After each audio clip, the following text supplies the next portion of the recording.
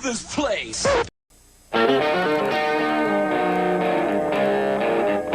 Hey, man, is that Double D? Yeah, man. Well, turn it up, man. Let's just go in and, like, kill all the orcs, right? They're the bad guys, who gives a shit? We just hack and slash and we loot their dead bodies, right? Hack and slash, kill them all, you know, conquer the infidels. Boy, that campaign sounds like a barrel of fun, doesn't it? Somebody who's opening a refrigerator and leaning in, right, is the language of a woman. Somebody who's opening their refrigerator and being cut off halfway through that lean is the voice of like a mermaid or a siren, right? This is not the face of the hobby anymore. And I think there's been mistakes made in years past where people assumed that D&D players were all, you know, white dudes in a basement, which has been a faulty assumption for a lot of years and gets more and more false every day. And so it's, in my viewpoint, honestly, guys like me can't leave soon enough.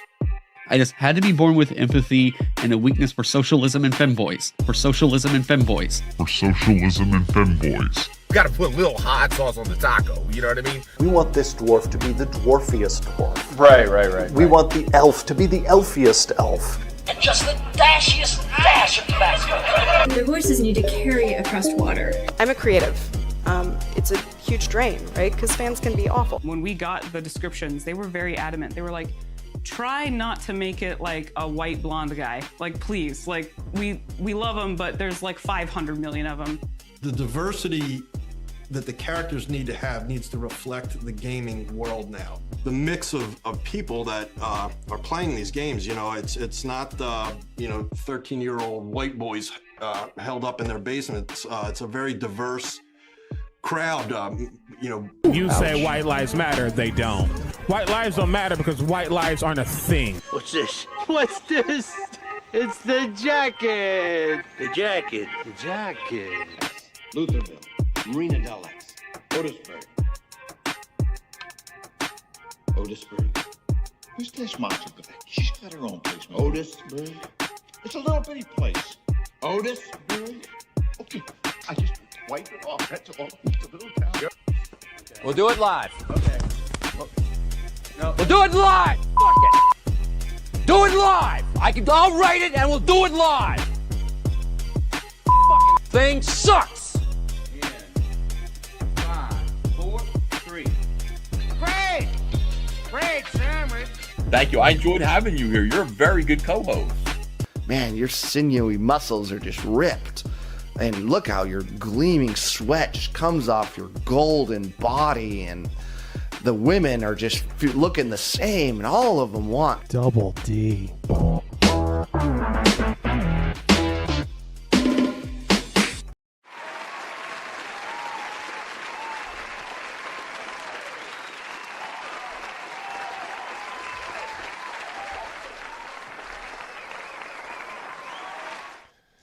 How is everybody doing?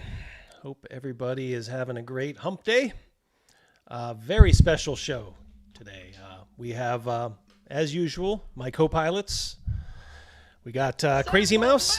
He's everywhere. I'll make mincemeat out of you, mouse. Hello, all. Nobody's making mincemeat out of this. Yoo-hoo! And we got... Oh, I like that. Oh, that is nice. Some Robbie Shankar for you. Amen. That's Rogan. How's everybody doing? Great show lined up for today. Well, guys, we have a legend, and I'm not going to keep him waiting because he is literally not halfway across the world, I guess you could say. The island of Corsica. Somebody came from Corsica who conquered most of Europe. Man by the name of Bonaparte. One conqueror leaves and one arrives. Robilar is going to be joining us in a moment. Rob Kuntz, the legendary Rob Kuntz. Guys, this is, in my opinion, a very important discussion. We're just going to let Rob talk. You may find occasionally some audio artifacts, maybe some slight echoing. Rob's working on getting a headset, so when he's on next time, that probably won't happen. So we're going to work around it. Keep in mind, he is in the mountains of Corsica on a phone line. So just have a little patience. You don't need to tell us every 5 minutes, hey, it's a little low. Deal with it. Yeah, deal with it. If it's a little low, turn up your volume. And yes, we know occasionally it'll echo. I'll try to mitigate that by maybe muting Rob when I talk. Which will be a little. Very little, yes. I plan on talking very little, just kind of setting up this man and have him expound on the glory days, the olden days, the legendary days. But there he is. Now, yeah, we're rocking with Robilar. Now, as a sign of respect, I am taking mine off for you. How you doing, Rob? Well, I'm fine. Or I could give you the line from one of my friends, how am I doing what? Anyway, I won't be a smartass. There you go. Just if you could just make sure you talk nice and loud, and don't be afraid. I know your wife is probably sleeping. Talk as loud as you can, I should say. No. My wife is a trooper, and she is up and standing by my side. What a woman! Yeah, what a woman. Oh, she's tell her we all said hello. Tell her there is right hello, now. Natalie. Say hello. That's hello from my wife. Yes. All right. So James Gang is already in with a $10 super chat. Rob, ask him about Star Frontiers. Not where I thought we would start, but for $10, I'm gonna let you talk maybe a moment about Star Frontiers. Well, it's going to be a short moment because I don't know much about it. You weren't involved at all in that, huh? No, I wasn't. You're asking the wrong person. Sorry, James. And if you have to buy that question, give him a refund. No refunds, Rob. No refunds. Come on now. Shysters. They're shysters. All right, I'm going to show you something here. I don't know if you can see it, but I'll explain it if you can't. This is Griff's new book, Blackmore Foundations. This is history maps, lore from 1971 to 1985, from, like I said, the dawn of role-playing. You are the very first quote in here, and Griff wanted me to ask Rob what he means by this. The very first words in this book are, all roads lead to Blackmore. Robert J. Kuntz. Blackmore is the Rome of RPG. The primordial soup. What do you wish to refer to it as that? It's not so primordial if you're playing it for a year and a half and demonstrating it's a system that you can actually then bring down to Lake Geneva and demo it to us, as Gary is the Guide on Games editor at the time. And Gary didn't even know what he was bringing down. So it all starts there. Whether people like to agree or not, doesn't matter. History has proven it. And from there, D&D, that comes up as D&D. You can call it a prototype, but it's a functioning, non-commercial first role-playing game. There were, over the years, there's always a lot of discussion. Hey, who's responsible for, role-playing? Who really started it? And I think Griff in this book does a good job in kind of saying, like, look, none of it is possible without Blackmore and Dave Arneson. That was the spark of inspiration, but it wouldn't be a worldwide phenomenon without Gary Gygax, you, and TSR. Do you agree with that, Rob?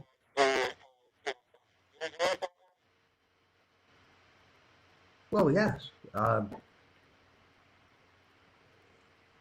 Listen, it was even in the lawsuit that they had, which both parties were gagged against talking about when TSR settled out of court. The court agrees. We have those documents now. So, because they've been released after both parties dying. So essentially, that's what it is.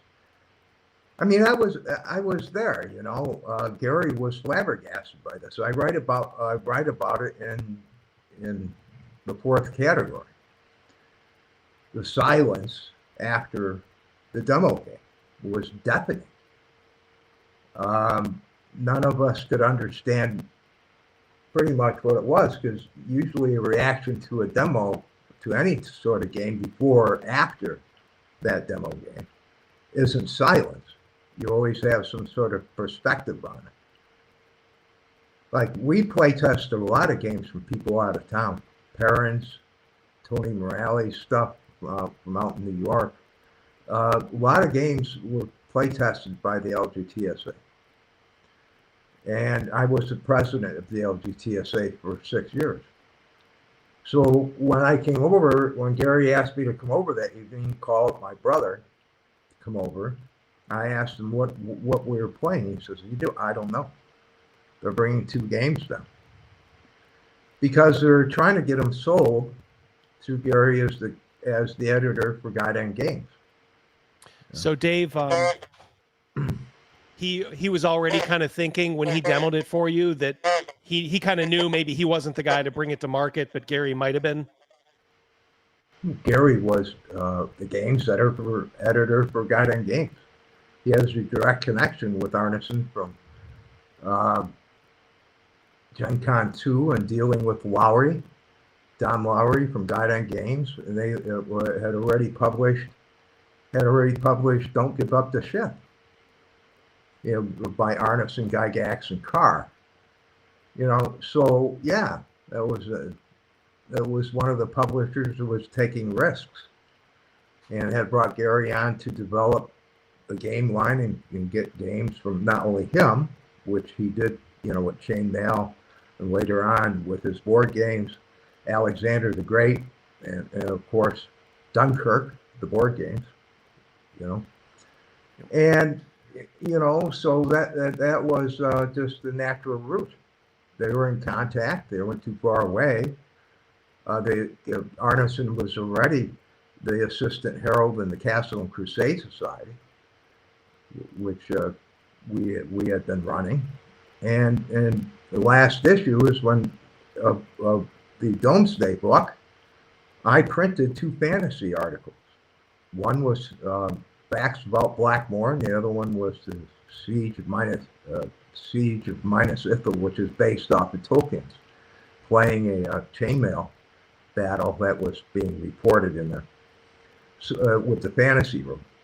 So I already knew that because I had received letters from Dave and our back and forth, because he was helping us print the last 2 issues of the Domesday book. I already had received a letter that is in that book, I believe, Foundations, where he's talking about this Balrog who was with the party, and all of a sudden they got wiped out, whatever it was. Well, that adventure is talked about in Foundations, and this is the letter that he sent to me.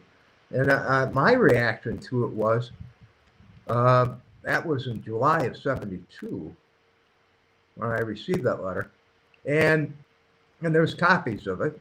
I could have provided it to you, but I believe it's in the book. And I'm thinking, isn't that strange? Because he's talking in a language that you don't normally hear about chainmail battle, right? And when you're looking at the facts about Blackmore article that he puts, that I published in Domesday Book 13, which is July issue of '72, he's listing things out like you really wouldn't list out and talk about them in the way of just a chainmail game. But these things didn't really sink in with us until he came down and did the demo game. Because he's been doing it for a year and a half. And I have a question for people out there who are game designers who might be watching. Do you believe that you can play a game where you're accumulating all these maps and tables and notes, and for a year and a half on an idea, just doesn't happen. So he had a system. He demoed it to us. My brother, who was playing in the demo, died during the adventure into Blackmore Castle. His character died. Right. Well, we didn't have a name for these characters, so I refer to it as Terry's character. But during that adventure, we experienced all three climbs that you experience in D&D. We had a town adventure, and to come back in, then we went up to the castle and had 2 encounters there and fled the second one because it was the magician who killed my brother with a fireball pursued us out of the castle. And then we fled to the outdoors. So you have it all. You have the city adventure, you have the castle, and you have the outdoor. The whole outline is right there. Something you call the troika, I believe, and there's right? rules for. Yeah. Well, it's what was all set up on for D&D. It completely emulates it. So what Gary did, he didn't like. He decided to change the mechanics. He went to what I call a corporate ladder structure. You start in shipping as a peon. You work your way to the top as the executive of the corporation. They give you a gold dragon watch and you retire, right? So, but that's not the way Arneson was doing it. His mechanics were pools of hit points, and then you gain magic items and stuff that made you more powerful, where you learn more spells. But you had constant hit points, and they started somewhere around 75, I believe. So you could actually experience more dangerous things than you could at his level and experience fantasy, in the sense of how you read it in a book like Conan, right? We don't imagine ourselves as first level fighters as Conan. Let's just put it that way. But in Blackmore, you could. So maybe he was a little closer to the idea of experiencing these, because if you remember, and this is probably touched upon in there, and I'm sure it was in Secrets of Blackmore, Arneson was sitting and watching his favorite movies, which were all these Japanese monster movies, Godzilla and the Flying Turtle, whatever, Gamera. He would laugh. He loved those things. But he was reading Robert E. Howard's Conan books. And then he decided, because he had been playing in these Bronstein games with Wesley, that he would create something different from that. And what about going into the crypts? So he started drawing the first maps for Blackmore Castle. That's where it starts. You know? Did you ever have a chance to play under Dave Wesley? No, I have never played under Dave. No. Have you ever met him? Dave was in and out of the military and stayed up there, and we didn't get up to Minneapolis that often. Especially after this. We were playing chainmail for the Castle and Crusade Society, right? What the Minneapolis group was doing was a lot. They had a lot of other things like any other game group had. We had miniatures games that we were collecting miniatures, and we just didn't hook up on that. But we hooked up on chainmail. So, one of the weird things I remember hearing in the Secrets of Blackmore, the fantastic documentary by Griff Morgan, is that back then, of course, there's no internet, so it was kind of like a revelation when you saw that there were other gamers who would just kind of show up somewhere, and then you'd find out, oh, they live 3 streets over from you. Real quick, a super chat here from Hungar. What's up, nerds?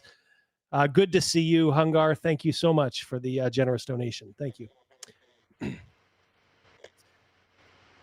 But yeah, it seemed like I remember distinctly, there were 2 sets of Minneapolis folks who showed up, I believe, for Gen Con 2. Is that correct? And they didn't even know each other. Yeah, but that was my first convention, and I was just shy of 14 years of age. Gen Con 2. But Well, Mike Carr. Oh, go ahead. Mike Carr had been to Gen Con 1 and met Gary there, where he was showcasing his game, Fight in the Skies of Dawn Patrol, which would later become. So Mike was the first IFW member who met Gary, because we're all International Federation of Wargamers members. I was member 168. So, if you could, let's take a step back now. Tell us about your early life, because as you mentioned, you did actually meet Gary at an early age. You must have had an interest in these, at first, of course, war games when you were a young man. Can you tell us kind of what led to that, and what led you to meeting Gary? I've written an essay upon that, which is called 1968, Meeting the Gygax Family. I'm going to give you the skinny of it, right? My brother had been put into a foster home for being out of control.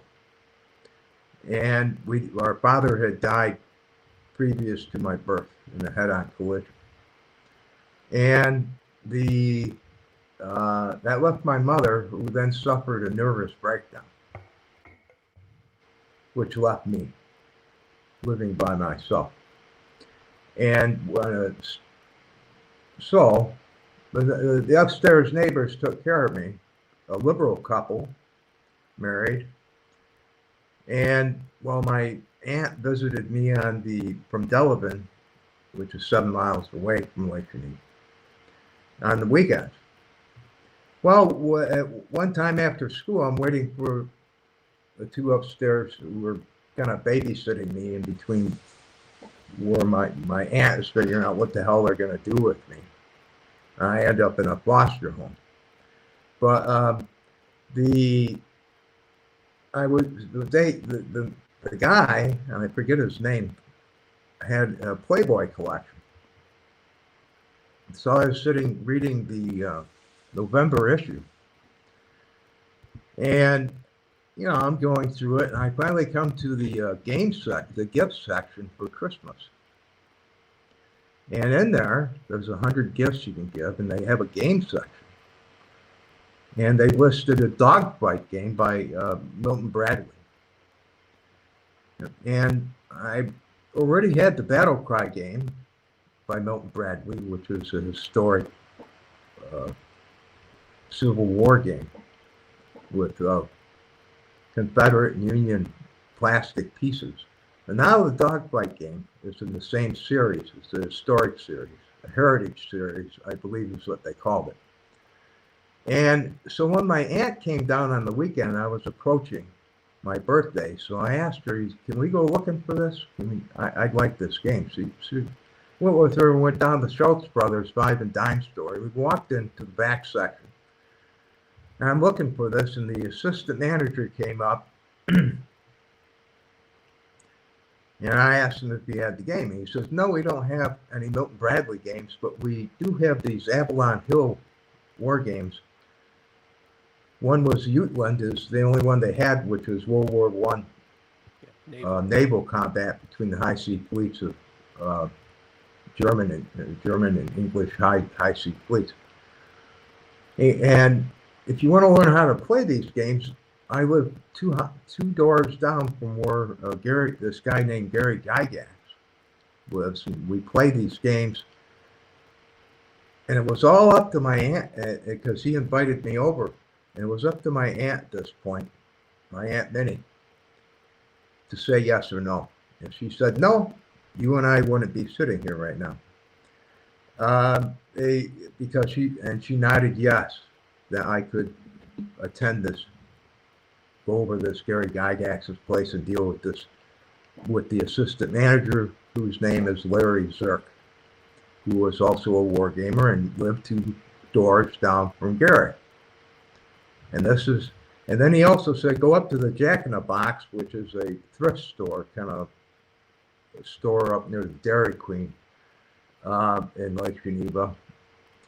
And he says they carry these games to the Avalon Hill games. So I went up there and I got a copy of Africa Corps, which is World War II combat in the desert with Rommel and so forth against the English and so forth. And that's what I cut my teeth on.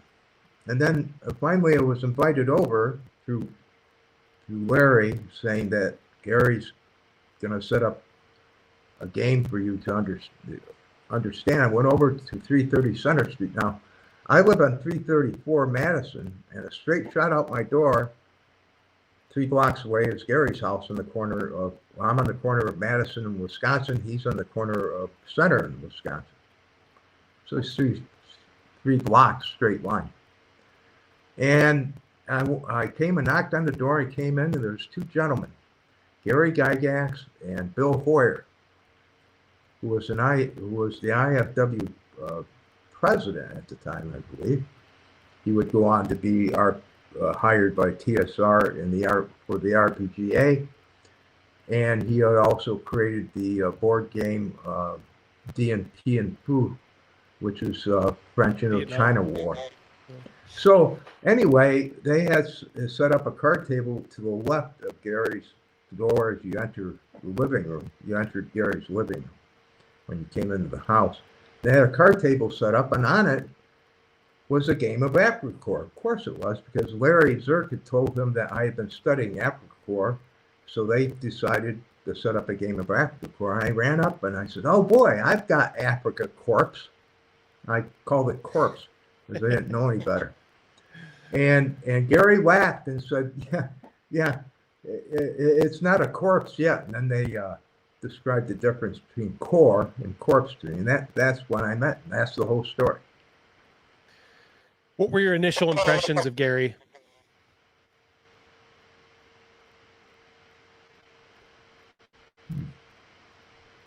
Well, he was a dutiful father, very involved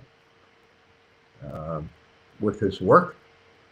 He was an insurance underwriter for Fireman's Fund at the time. So he commuted into Chicago every day on the train from Lake Geneva and back.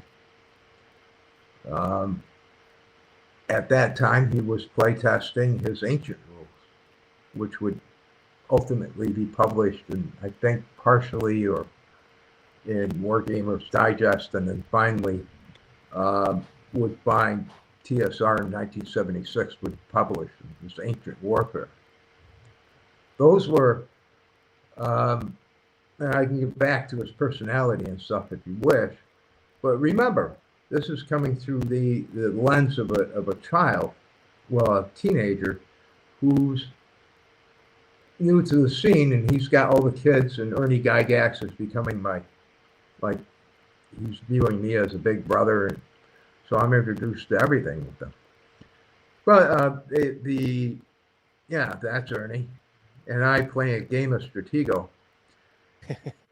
Gary could never beat me at Stratego. Oh, really? At that age, I beat him because I had studied this game and mastered it for years before meeting him. He thought I was cheating. I let him see my pieces. Well, you guys obviously grew closer because, as Overkill Joe says, and I'm pretty sure this is fact, he was considering legally adopting you at age 16 when you were about 16. 16, yeah. Well, I'll tell you the story. I'll jump ahead in time 3 years. Oh, please do. When I went to Badger High School, so I catch the bus at the corner of Cook and Geneva.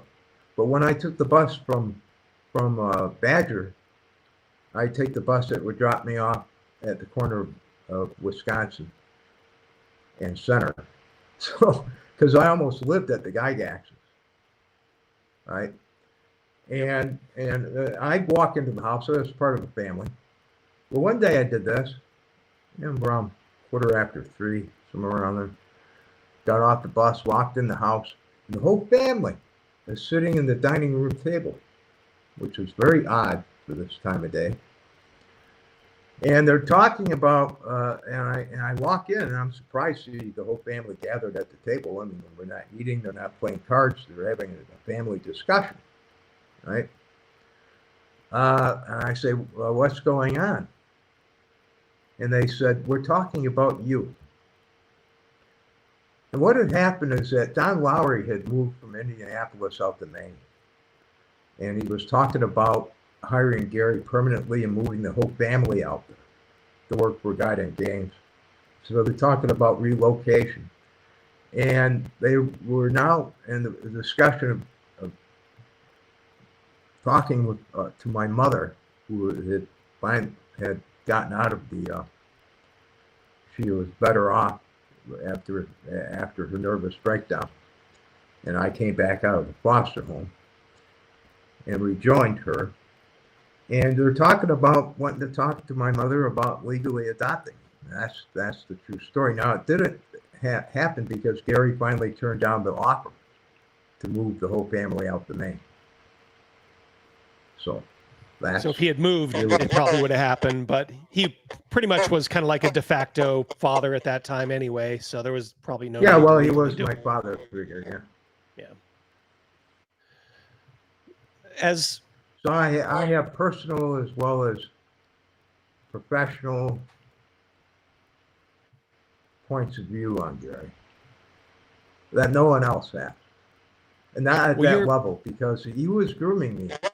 He was grooming me. Understand, Gary didn't teach me. He saw something in me when I met him. It may be because my mother, being far-sighted, bought my brother and I a set of encyclopedias and the Harvard Classics, which I was reading at 9 years of age. And then I read these Collier encyclopedias. Collier isn't great, but you got overviews of these articles, and then you get the bibliographies, the bibliography at the end. So my interest at that time, around 9 years old, was Civil War. So I'm looking at all these Civil War articles. I went down to the library and I said, "Do you have these books?" And the librarian looks at me. I'm 9, 10 years old by that time. Kind of curiously, she says, "Well, that's a 70-volume set. You can't check those out. They're down in the reading room in the basement." So I said, "Okay." And so she guides me down to the basement, shows me where they're at, and I sat down reading. And she asked me if I needed any help, just to let her know. So when I met Gary, I was already pretty precocious kid, and he recognized this and brought me into the fold. And you had all these people who were twice my age around me, saying, "Who is this kid? Why is Gary championing this kid?" And that was until about a year later when I started beating them at their games. Was there ever any jealousy from Ernie and Luke over him kind of taking a shine to you? Luke, when I met Gary, wasn't even born. Luke was 2 years old when D&D was released. Then just Ernie, I guess. I used to keep Luke from running into the road on Center Street. When we were out in the yard, he was always running around, and I'd hold him when Mary Gygax changed his diaper. So no, Luke, but Ernie, no, he never had one. He looked at it. Remember, he had 3 sisters. He looked at me as a big brother valve outlet. Him and I got along great, chasing the family dog Harold around when it got on the loose, go walking over Lake Geneva, playing games as you see in that. We were big buddies. Ernie and I.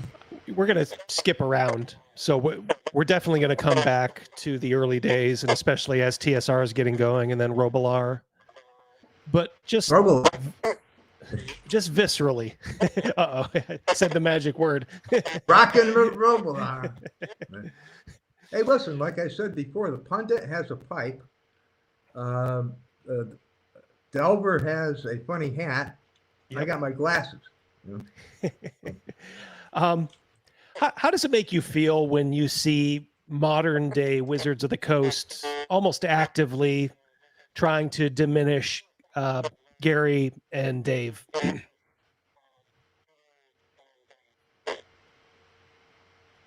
Oh, they're not only trying to diminish Gary and Dave.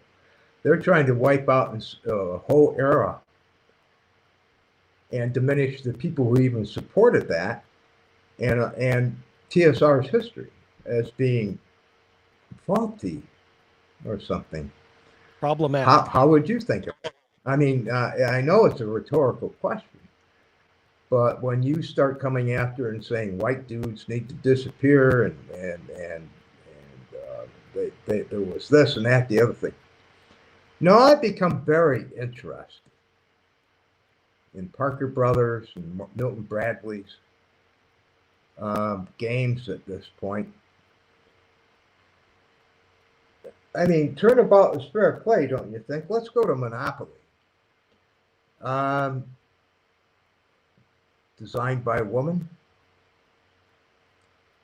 bought out for $500 on a patent by Parker Brothers. Boy, they really gave her a fair shake, didn't they? Yep. Let's see. The whole thing is ridiculous cultural Marxism crap. Okay? It's postmodernist doublespeak. People wish to listen. We're all humans. Everyone makes mistakes. In America, you're supposed to grow out of them, right? Nah, you're supposed to now be reminded of it. It's not about the success of America and growing up and learning from our failures as human beings. Somebody's got to be some sort of perfect moralist on the side to cast doubt upon everyone. It's infuriating, as it is disappointing, but it's not unexpected because you might call games the last refuge of culture, right? And they're coming after that now because they're going after everything else. This sort of ideology that's being oppressed. I've watched over the years politically this stuff happening. I didn't think that was going to really get in the games. That there's no way politics can divide games. The games are supposed to bring people together. And that they're doing this is repulsive. And let me tell you something. I'm writing a letter to Hasbro. I am. And it's after I'm done designing this stuff for Arneson, I'm going to, and it's not going to be a regular letter. And you can all, and a lot of people can say, hey, you know, good luck with attacking the big guy, you know. But I've dealt with people like this before. I'm not going to brag. I used to close Fortune 500 companies. I know how to deal with CEOs. I close shell. So I've been a top salesperson for a long time. I know. I've been in these rooms where they're gabbing. I know their language. I know how they think. I know affects them, the bottom line. I believe that the culture war, the stupid area that they've gone into, or as I call the uncultured wars, and is a similar to how it's been ratcheted up a bit to how TSR reacted to the fandom post Gygax and during their point of pursuing Gary over creation, suing him and when he was publishing through DDW, making the joke Castle and as a stab and all this other crap, not wanting to deal with his people who ever associated him like Arneson or myself and others. And it's never stopped. It really hasn't never stopped. I mean, I can detail this from beginning to end. I can even give you quotes on what Gary said about things. So it just is a continuation. And there's cowards in this industry. I'm going to call them out.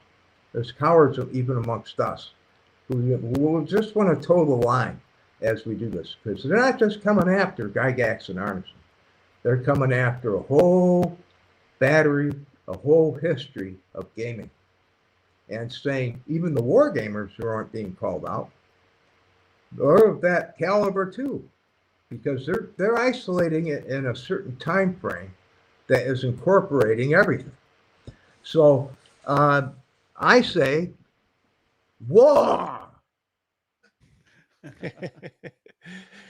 Well said. Robilar, I'm not crossing the river. They have. Right? It's now war. And people should wake up, because it's only going to get worse. Once these people go that direction, it's only, if they think they can get away with it because we're sitting back silently and sniping at them, that's not going to accomplish anything. It's time for war. I'm with you, brother. Calvinoni, $10 super chat. Awesome, Rob. I think everybody's picking up what you're putting down in the chat, Rob. Like I said, I knew it was going to be a pretty sympathetic audience for you tonight. I agree. There's a lot of people. I don't care if they throw rotten tomatoes at me. I'm going to war. $5 from Jeff from waiting for people to die, lambasting them and coming out. You know, it is just the height of impropriety. Doesn't even describe it. It's disgusting. So. Yeah, it is. It's particularly odious. If you really want my opinion, ask me. Jeff from Denkar, $5 super chat. Here's a question for you, Rob. Yeah. What are your thoughts on Pat pulling and the problems caused by the BADD group back in the 1980s? Kind of the Satanic Panic, all that stuff. Oh, that again? Do you have an opinion on it, other than it was probably not the best? I got an opinion. I'm going to segue it into what Gary did and said it at Gen Con 9, which should have put all this stuff to rest. Now, Gen Con 9, I was the chairman, as well as Gen Con 8 and Winter Fantasy 1.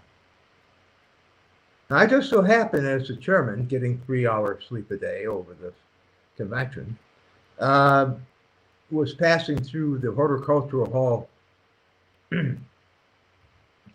yard, the center yard, and while some ABC News out of Milwaukee, Channel 12, was setting up a camera, and there was Gary approaching, and I said, "Oh, they're going to interview him." So I stopped.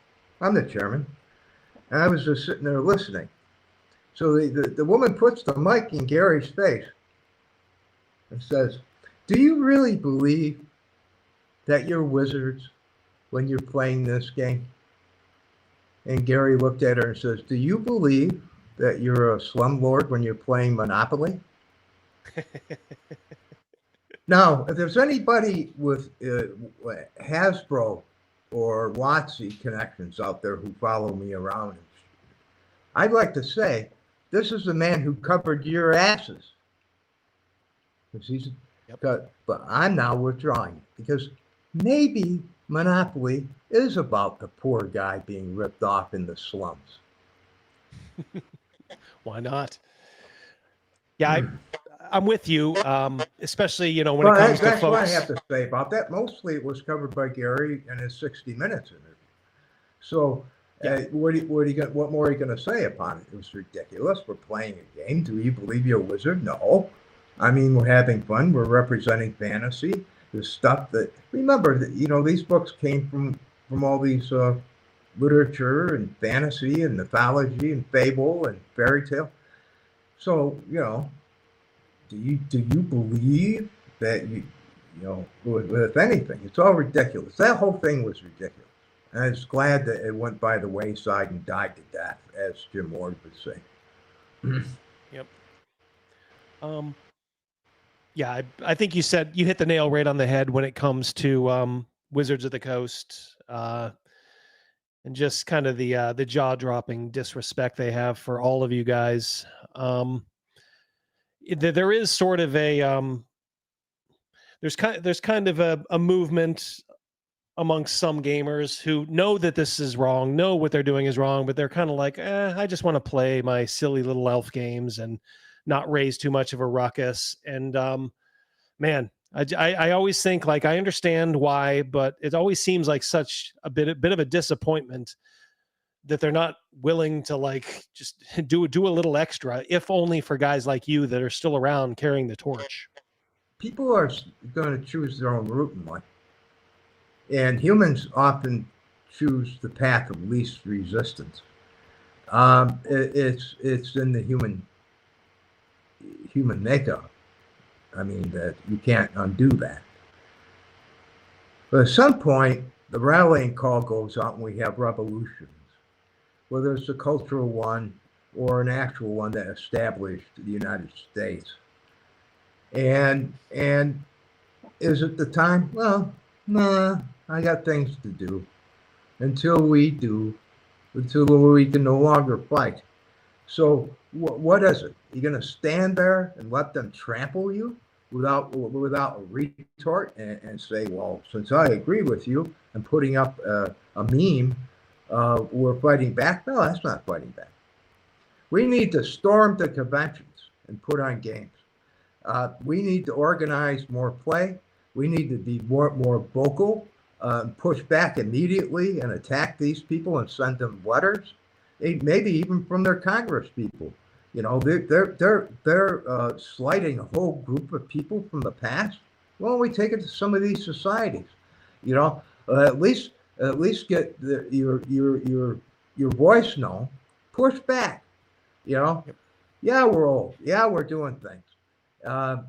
Yes, we actually have lives that we have to take care of. I understand when it comes down to this sort of thing, what that means. You know, we shouldn't have to deal with the ridiculousness that shouldn't have been brought forward to begin with. You know, it's one of Doc those Flamingo, things. But we do what we do, and we continue on. Yep, for sure. Doc Flamingo for $5. Do they really believe they're journalists when they ask stupid questions like that? They probably still do. The more things change, the more they stay the same, Doc. Also, thanks for the $2 super chat, Jeff Hatch, the bullet money. Noted, sir. Yeah, that always cracks me up, that woman's question, you know, to Gary, do you believe you're really a wizard? When you play the game. And he responded to the ridiculousness of it. Yeah. So it's what it is. I mean, do we really believe we're Tiger Woods when we're playing golf? I mean, come on. I mean, how far down this rabbit hole do you want to go? You know? Can you tell me about her? I can tell you a lot about that woman. That's Mary Jo Gygax, right? That's right.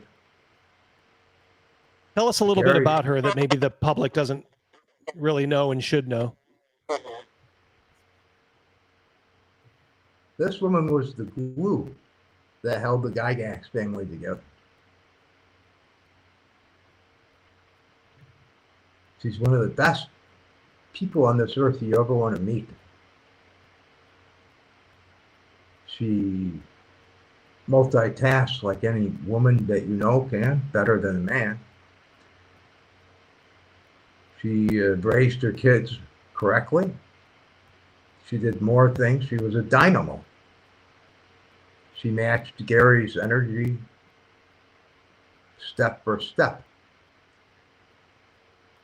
She stood by him through thick and thin, and he made a mistake divorcing her. I'm saying that.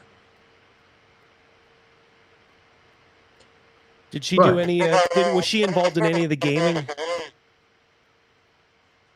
No. She was involved with TSR. Started helping with the typing and stuff, and then finally she formed Powell Associates under Gary's idea. Powell Associates is what handled all that's her maiden name. Powell. She's 100% Irish. And Powell Associates handled all TSR's advertising.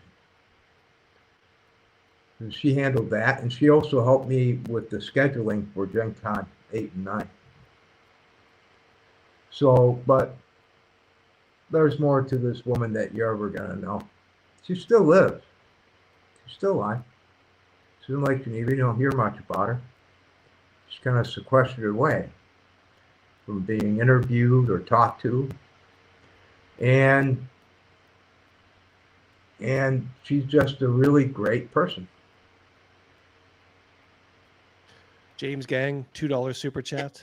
Pravoslavi Pravit Kaku Kreshini Ognem. Thank you very much. I think. Thank you, James. Well, I hope so. Mary Gygax. Yeah. What about Darlene? Do you have any? I know you put a picture of her up and kind of said there was a little bit of a story about her joining TSR. Graphic printing was the printer right down the street. If you go back up Wisconsin from Gary's on the left-hand side, you come to the Broad in Wisconsin. Right across the street to the left is the Horticultural Hall. If you go right and you cross Wisconsin, the Citizens National Bank is on your right. Then you go across the street again, going back up Wisconsin. There's a filling station that used to be there, a mobile.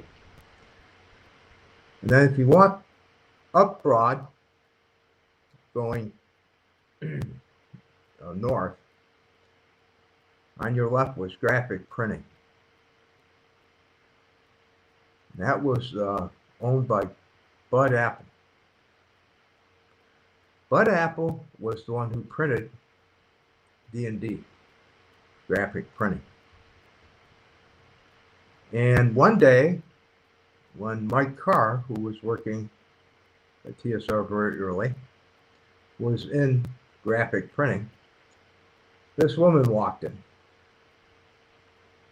And they took to chatting with each other. This is Mike's story. And that's how, and he then informed her who they were and what they were doing. And very soon she created the sign out front of what is now the Dungeon Hobby Shop Museum, which is the Dungeon Hobby Shop now, corner of Broad and Marshall, further up the street, up Broad. And she created the sign outside with the shield on it and the TSR logo and everything.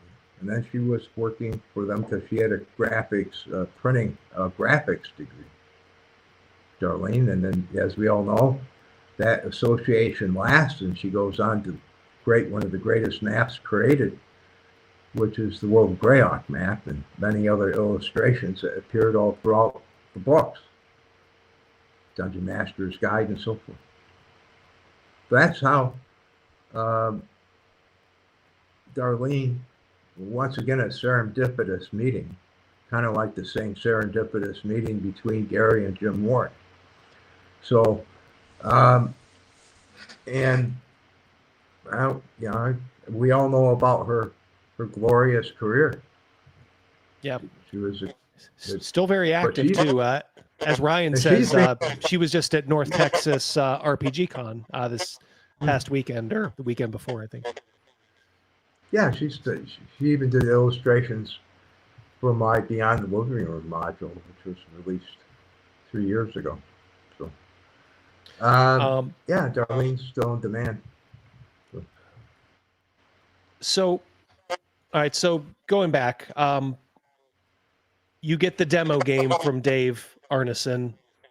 With you're sitting there with your brother, Gary Gygax, Ernie. And was Dave McGarry there too? Was he the other one? Of course he was. Yep. There were 6 of us. As I refer to it as the 2 Daves, the 2 Gygaxes, and the 2 Kuntzes. I can even tell you where we were all sitting. I have a what Gary used to call a photographic memory. It's not quite photographic. It's more eidetic in a sense. Like I can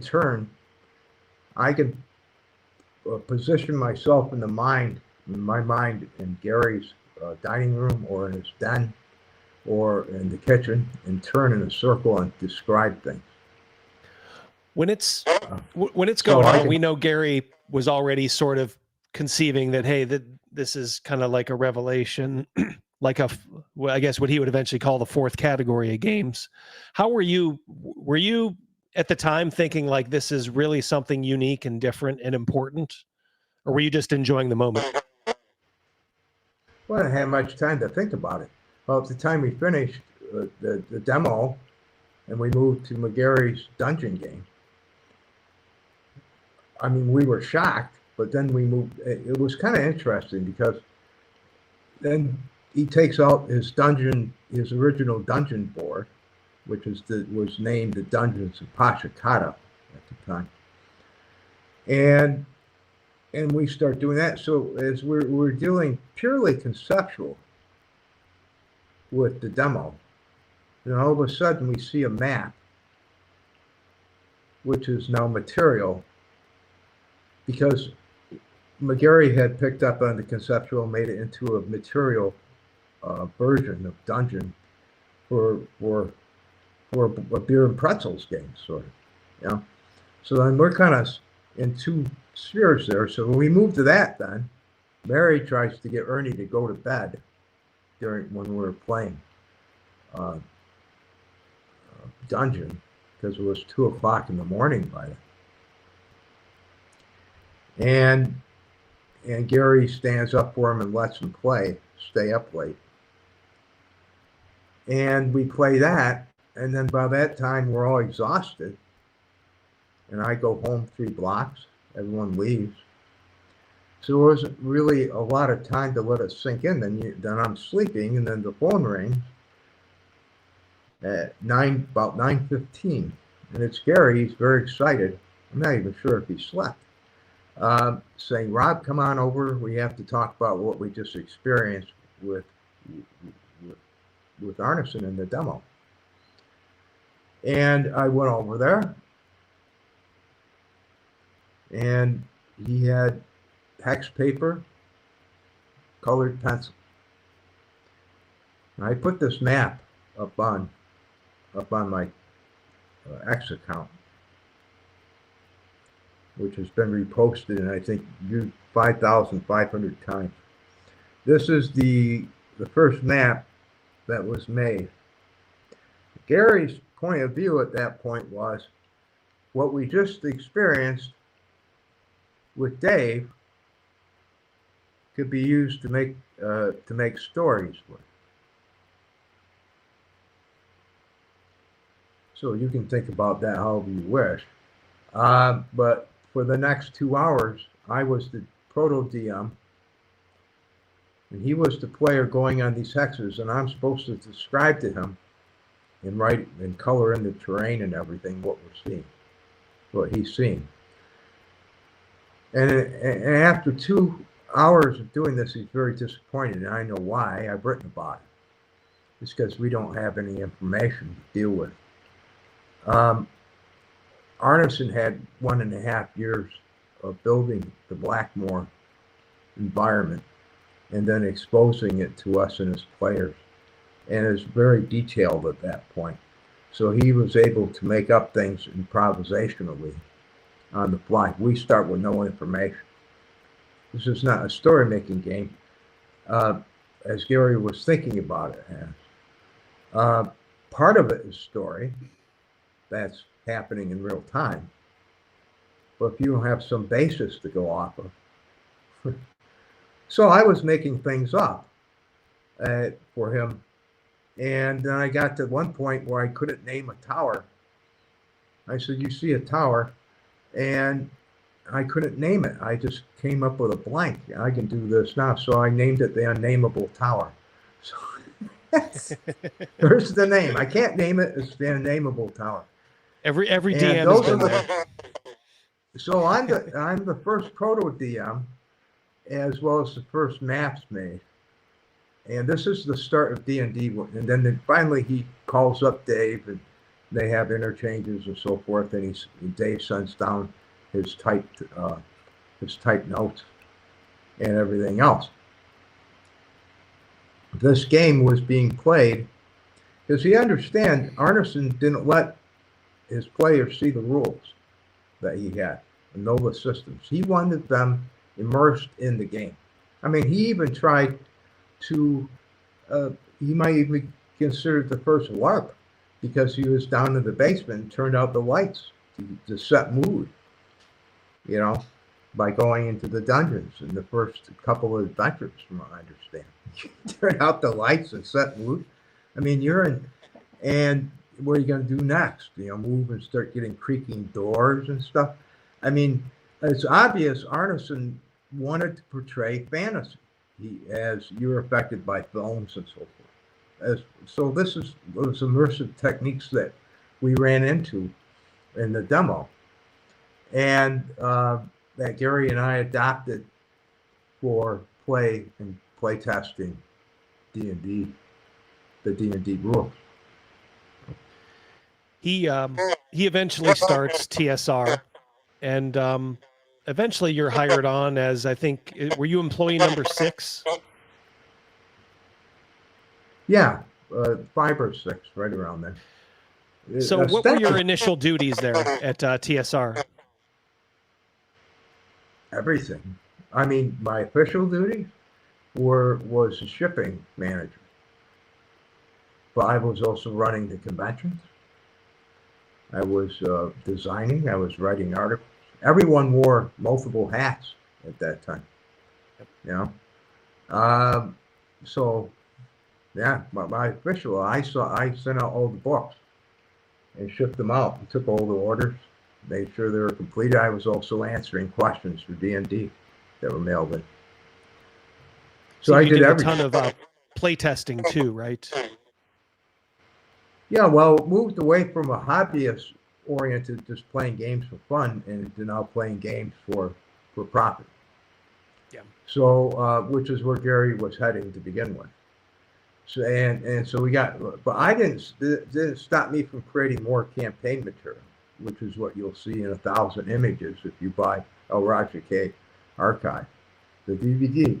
Excuse me. So I kept creating on the side as well. I kept the campaign going. I was doing all the DMing for Greyhawk, and we were doing everything. I mean, this thing, people don't understand. They think we're just a company, but within 3 years, TSR went from a basement concern up to almost $1 million in valuation. So this would be a good time to maybe pause and let people know there's a link in the description for this live stream here and on Rumble. Thank you, Mercurius, for gifting 1 membership. Thank you very much. My friend. Thank you, Mercurius. Thank you. If you want to buy any of Rob's stuff, this is where you go. 3 Line Studio store. Rob is also, I believe, you're going to be at Arneson. Is that correct?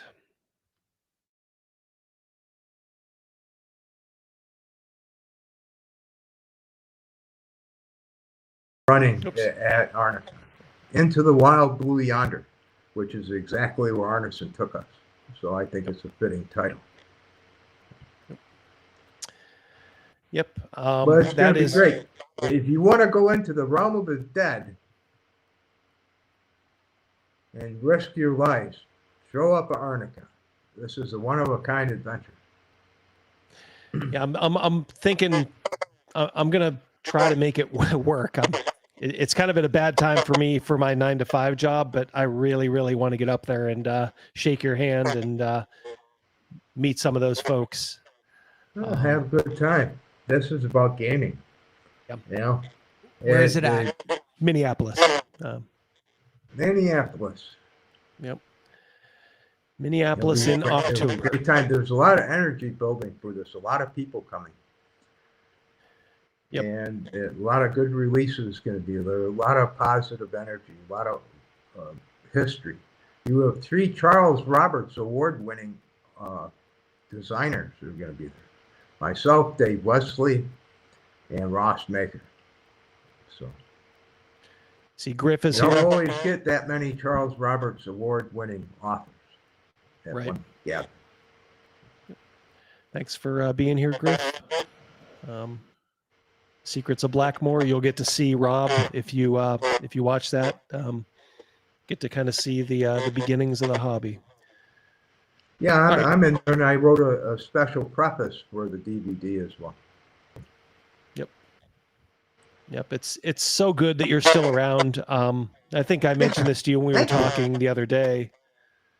Just, I mean, you're kind of like Scotty on the bridge of the Enterprise. Like Kirk and Spock are gone, and we'll let the chat figure out which is which as far as Dave and Gary. But to me, you're like the number three, and you are the last one left. You're the highest ranking old guard member left. So it's really important that you get out and get to tell these stories.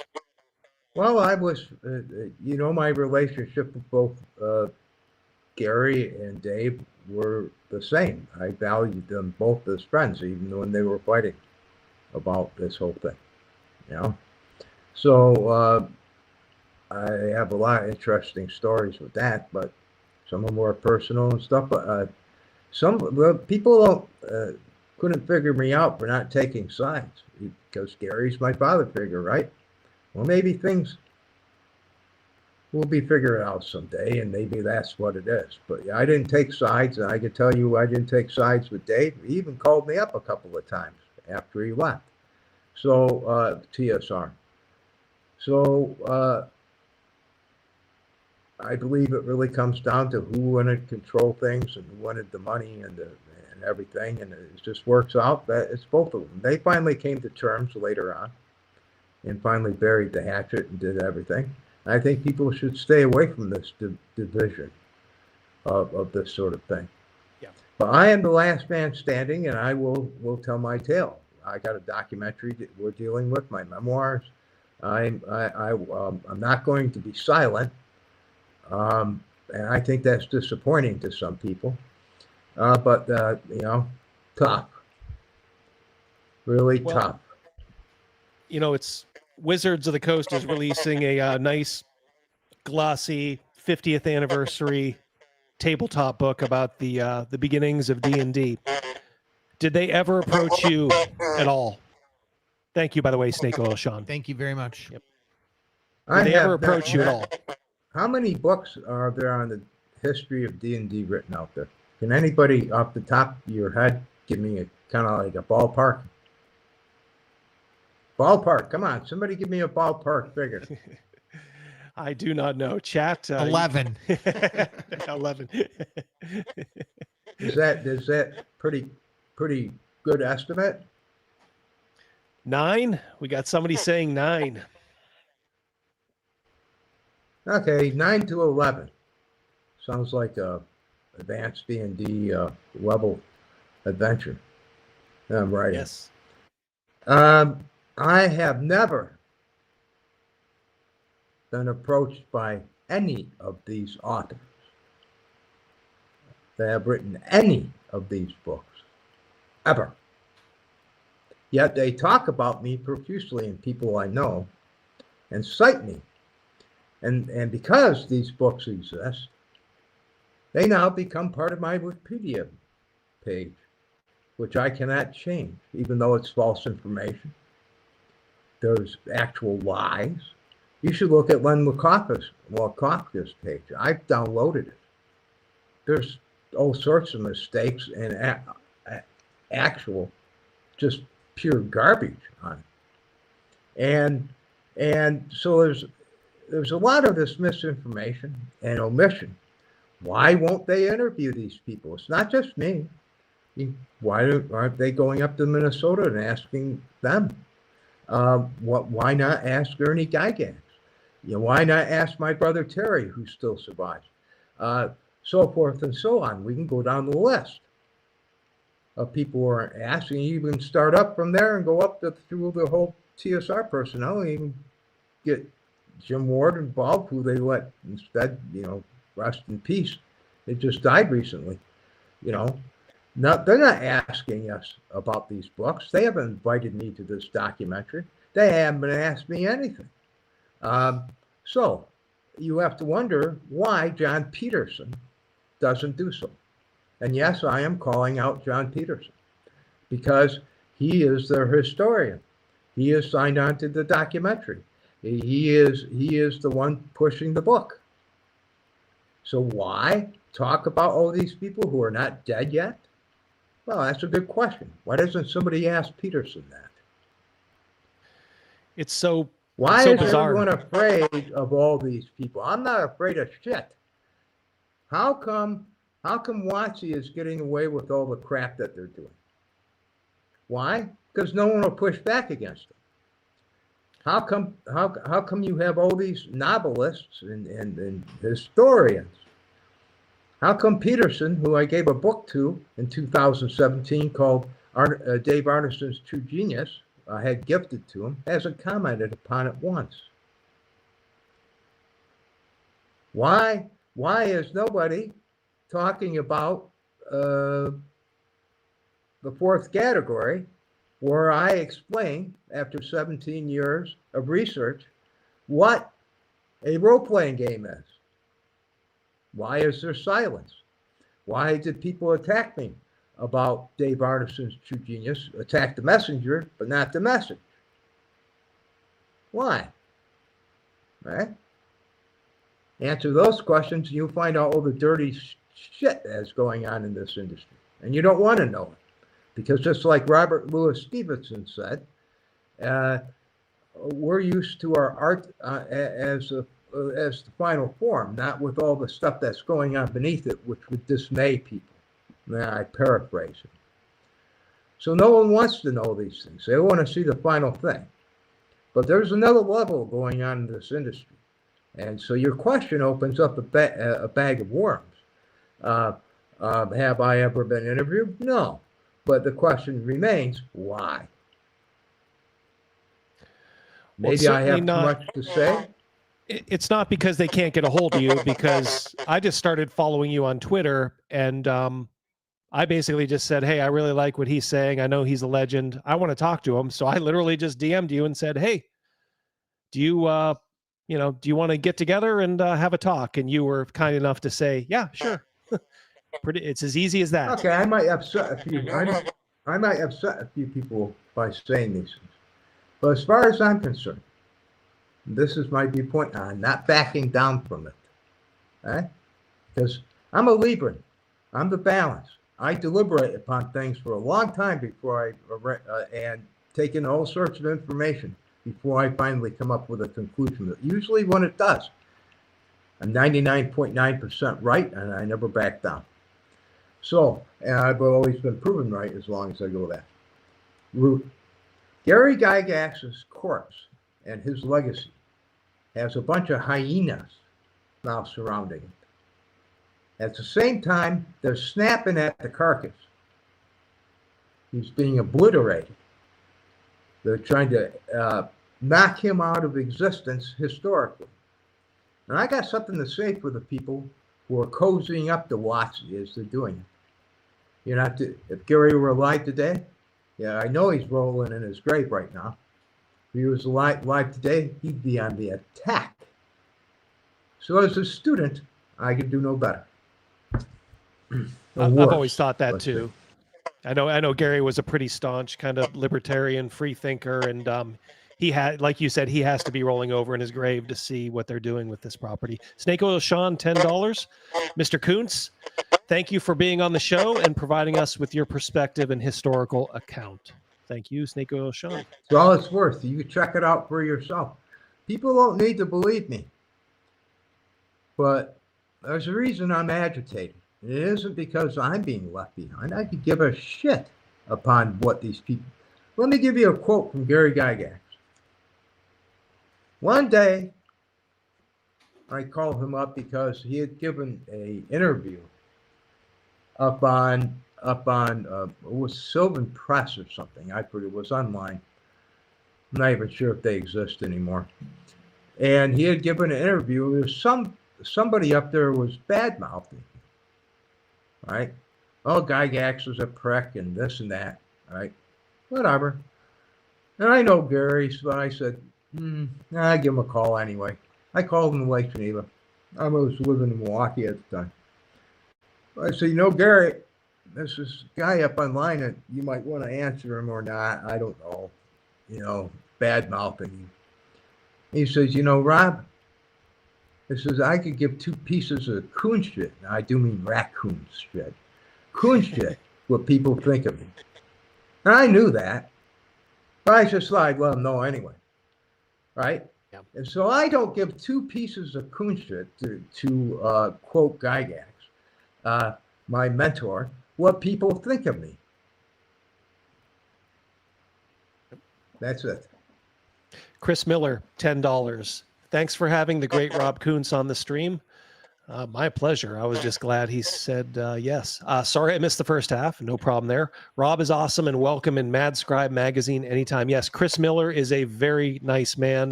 If you ever want to just release anything or talk to him, he has a quarterly magazine. He's trying to kind of bring back, a quarterly RPG publication, and it's really cool. I'd be glad to donate to it. Yep, there you go. You guys can get hooked up on Twitter. Just message if some of you who have met me for the first time think I'm a madman at this point, you'd be mistaken. I'm a very calm individual until people cross my line. It takes a lot to cross my line. So my line has been crossed. I'm not war. That's just what it is. It crosses my line when people like Jason Tonja are talking about how a whole bunch of stuff from back, when you guys first started the company would never pass, their inclusivity reviews these days, as if there's just some horrible stuff in there when it's really just normal, just wargaming, role-playing stuff. But, we know what kind of world we live in now. So what can you do? What can you do? Well, maybe they should have included, maybe they should look within themselves first before casting the first stone. Maybe they should live up to their own crap. I just put up a picture of the Avalon Hill Game Company that was taken in 1961 of their entire staff standing outside taking a staff picture. But we are to believe that no women or no minorities were included in game companies up until present, according to those above us who control the moral majority or the moralist scales of justice, whatever it is. And yet you have 2 minorities and 2 women out of the 16 staffers. That's 25%. Does anybody own any WotC or Hasbro stock out there? Let me know what your minutes of the meeting are, how many people you got in it, because I want to see the ratio compared to Avalon Hill in 1961, but we're supposed to have these people, to what you have today. I want to see the ratios. I'm going. I was kicking myself. I should have downloaded that picture, but because I commented on it. In fact, I retweeted it or reposted it on X. I can tell you, Rob, because I did a video about a year ago on what hypocrites, not only Wizards of the Coast, but Paizo, there's, their quote unquote competition, but, really their ally when it comes to all this nonsense. Green Ronin, I'm not going to say anything bad about Paizo. If they've changed, maybe they've changed. I don't know. But it was Mona, Eric Mona, who was Big World Greyhawk fan, goes all the way back to the Grey Talk list and comes forward through the Earth Journal, who understands those days, who tried to close the gap when him and I did, him as publisher and editor of Dungeon Magazine when I did More Castle. Now I have 100 communications back and forth between myself and Mona. And one of the particular things that we're aiming at that time was to close the gap between the editions and have people just play. That was the point of what we were doing, because there's still this caustic approach to third edition and how it all played out up on Ian World, the early one, not under Morris, but under the other dude who interviewed me. I can't remember his name right now. But in 2000, when they released it, it was the attack against the old guard. They Eric saying, Noah. "Oh, you're old school and we're the new school," right? So we wanted to close that gap, right, and just say, "Hey, we're gamers. Let's get on with it." And so that at least, you know, that was Paizo's point of view. That was Eric's point of view. So I won't say anything bad about him, you know, because he did. We did close that. We got myself and then Gary writing his article in there and doing consulting for it, and they treated us really well. You know, I remember that time, Rob. You know, I remember Eric Mona was on Eric Noah's site and then EN World. He was normal back then. Look, everybody was normal until about 2014, 15, 16, and then the wheels fell off. So yeah, Paizo is every bit as bad as Wizards of the Coast. If it's rolling that direction, that's unfortunate. They did, yeah. I'd have to take a look to see. Obviously, there's things. I don't want to be in a culture war. I want to end this thing. And it's not going to end. I'm going to die before it ends.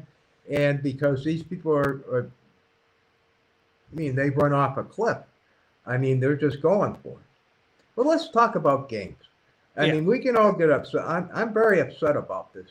And I think everyone should be. Maybe not at my level, because maybe you don't have as much invested in it from the beginning, to have your history eradicated and be knocked out of. I think we can all understand to be interviewed, because that's part of it. You know, once you stigmatize somebody, well, we don't want to interview him because he's from there, and he did that, and he was associated with him. You start wiping out a whole era. You're talking about wiping out TSR's history, not just mine, but all the way up. Where do they stop? They're going to start wiping out Peter Atkinson's history? I mean, where does this thing start and stop? You know, when Atkinson took over, was he doing it right? I mean, who holds this power to be able to say this about eras and stuff? I think that Hasbro's games and stuff should be fine-tooth combed by historians who would help me, and we should demand that they put warning labels on some of them. This was a product of a certain time where there was slum wars and stuff like this, and have warnings on Hasbro's games. How about that? Everyone wouldn't do that with Monopoly. No way. $10 from James Gang. Who is Rob's favorite Civil War general? And then we'll do a twofer here. Mac Thompson, $4.99. Thank you also. Please ask Rob which one of his books is the best comprehensive history of the game, the Gygax crew, their lives, etc. He'd love to buy it. So Civil War general, and then what book can they read to kind of get a good comprehensive history? Well, it certainly wasn't McClellan. And whoever asked that question is probably laughing. Who was my favorite Civil War general? Yeah, you could go for Custer.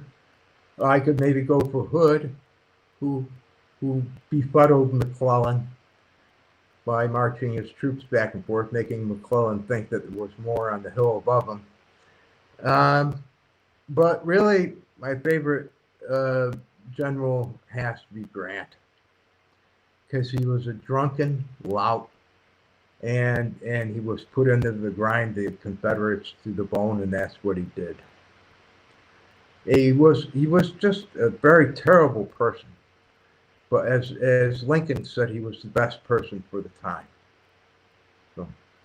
So it's probably Grant. Which book? If you're talking about field generals, then it would be Jackson, who was unfortunately killed at Chancellorsville by his own sentry. Stonewall. What book could they buy, Rob, from 3linestudiostore.com? to get a good history from your perspective. I know you're working on comprehensive one, not yet. There's going to most of what's going up on the PDFs are reprints. They are never going to be printed again, right? And so right now I'm working out some publishing deals. One which is for sure through the kind folks, Griff and Chris at Fellowship of the Thing. But otherwise, this stuff, most of it's reprints. And we're going to be putting up a couple more, which have gone out of print, which has more history. The Game That Changed Everything and Merlin the Magician. So you get comprehensively, you're going to have to wait to finishing my memoirs. And you could for now just maybe take a look at Dave Arneson's True Genius, at least to get a. That would give some history. So would the fourth category. So the fourth category is identifying the game, what it is and where it derives from, and all the qualities that are identified in my research, which identifies it as a fourth category of games. I describe that in detail. If any of you guys can track down Prisoners of the Maze. And the Chromaster games of the same titles that were published in 1987. Yep, these are good. This is a good adventure. I think I worked this in way back in the day. If you can track these down, maybe on eBay. There's a whole series here from Necromancer that republished this work. Well, right now, I'm working out. We're talking about doing some printing beyond what I'm doing for Arneson, and I'm looking for yet another publisher as well. So, because I'm overseas, I can't publish. They couldn't even handle it here. The post office here, if they see if you bring in 3 things, they have a heart attack.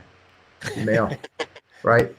So and the shipping is so. Yeah, I'm looking for an additional publisher besides working with the Fellowship of the Thing.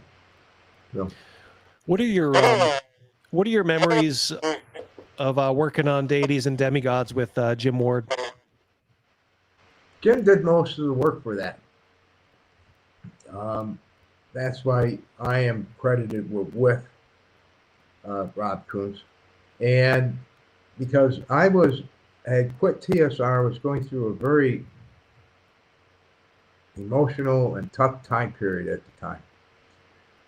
And so I did a little bit of work on it. Mostly it was adapted from Deities, Demigods, and Heroes. So Jim did the majority of work for that, but based upon our work in Deities, Demigods, and Heroes.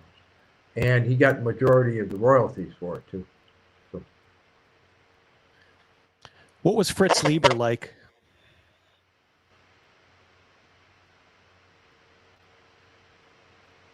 Fritz, very kind man, attentive. Then you get the feeling of Fritz that he'd listen to anybody, and it was important to have to do so. Right? So he respected the living, you know, and it was. I mean, you have to understand it. When I met him at Gen Con 9, you know, you're bowled over. We had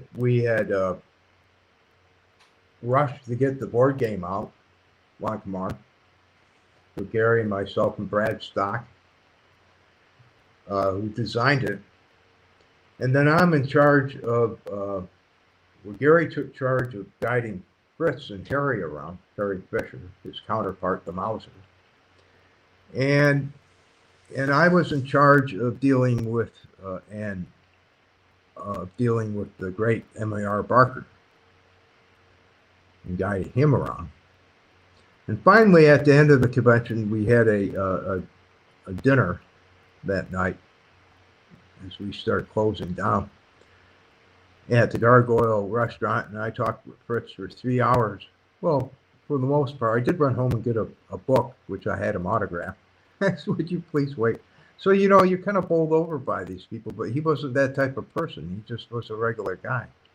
He knew a lot. He could talk about anything. We opened up the Yerkes Observatory on a Sunday.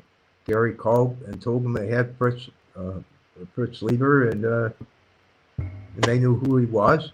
And the Yerkes Observatory is on Williams Bay on the lake, about 4 miles away, 5 miles away from Lake Geneva. It used to be the largest refracting telescope in the world. It was built by the University of Chicago. And they opened up the observatory, and we took Fritz in there, and he was able to look through the telescope because they knew who he was. So he's a great guy. And then when we were done with when we were finished with dinner, we adjourned up to Gary's offices at Williams and Marshall Street. And so I decided to go down to the shipping and bring up 2 copies of Gods, Demigods, and Heroes by myself and Ward. And I handed it to them, to both Fritz and Harry. And they were amazed by it because they'd seen all these games, and I had introduced Fritz. He really didn't understand what we did with the Blackmore game, right? Because we put, it's based upon his cork, the big cork game in his basement that him and Harry did with toothpicks and of the world of Blackmore and stuff, playing in the basement on a cork board. But instead, we decided to put it in a board game. So when I presented it to him to present, talk about it a little, he didn't know what to do with it when we were doing a presentation with it.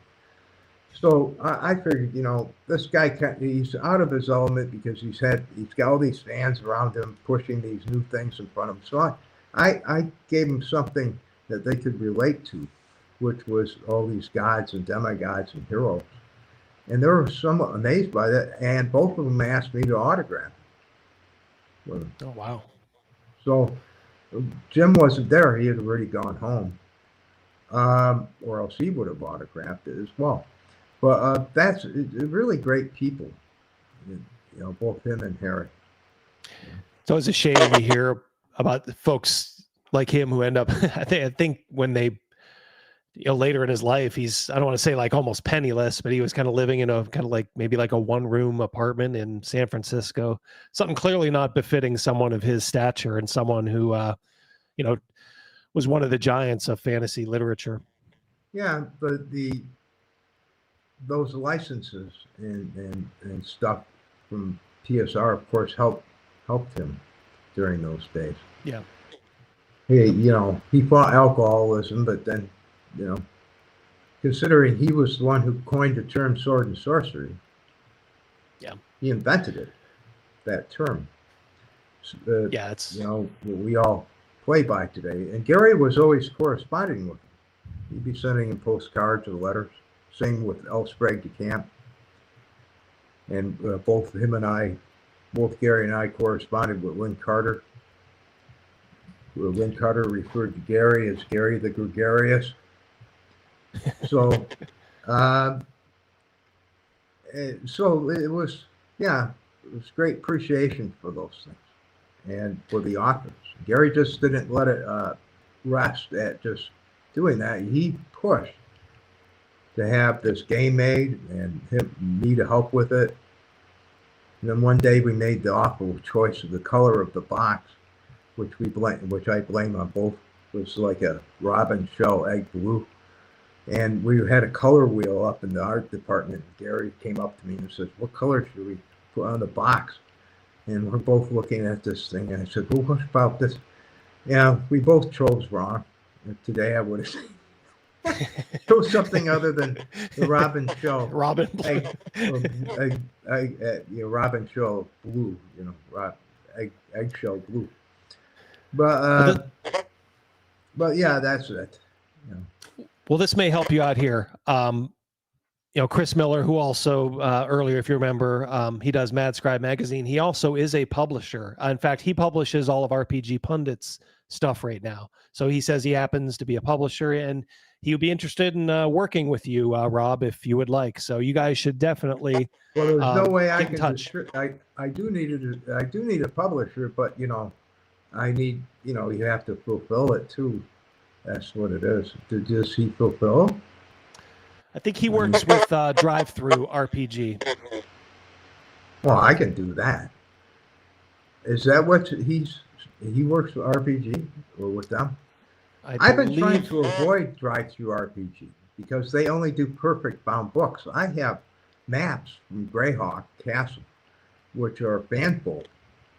I have a lot of fanfold stuff.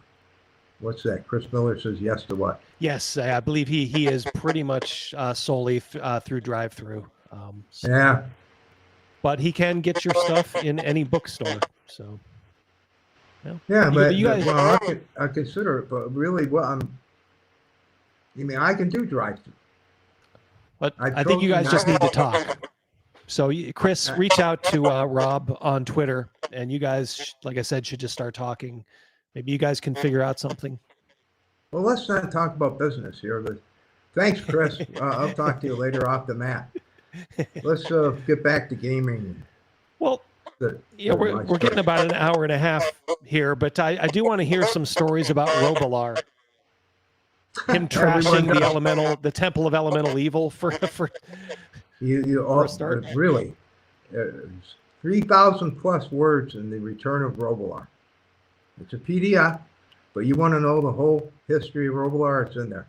All my how I beat Castle Greyhawk, solo adventuring.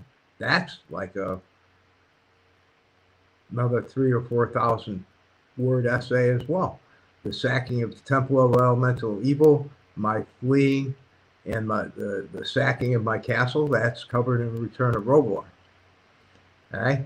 And there's other stories in there, plus material for using in the game and his stats and auto stats and my dragons and dragon lore from the Dragon Masters of Lyn. There's some of that in there. There's a lot of stuff in that book. Just download it. It's $15, or if you get it with one of the other things, it's a combo. But it's great. That's great history in there. And plus, there's a lead-in essay about copyrights in Robilar and a history that I detail out where all this stuff is occurring. So you have a lot more history about him in print through Gary and myself and other places. So it's really a very comprehensive book, or a treatise, I should call it. And yeah, you can get it with L. Roger K's Treasure, but I mean, it's really a deep. You want to know how I beat the Temple of Elemental Evil? It's all described in there, including busting in the rooms and what I was doing to these priests and everything, and how I let loose Zugmorn, and how she tried to make me her consort, and the whole thing. It's all in there. That's history. You drove Gary nuts with that character, did you not, at times? Gary was flummoxed. I discussed this under the solo adventure part.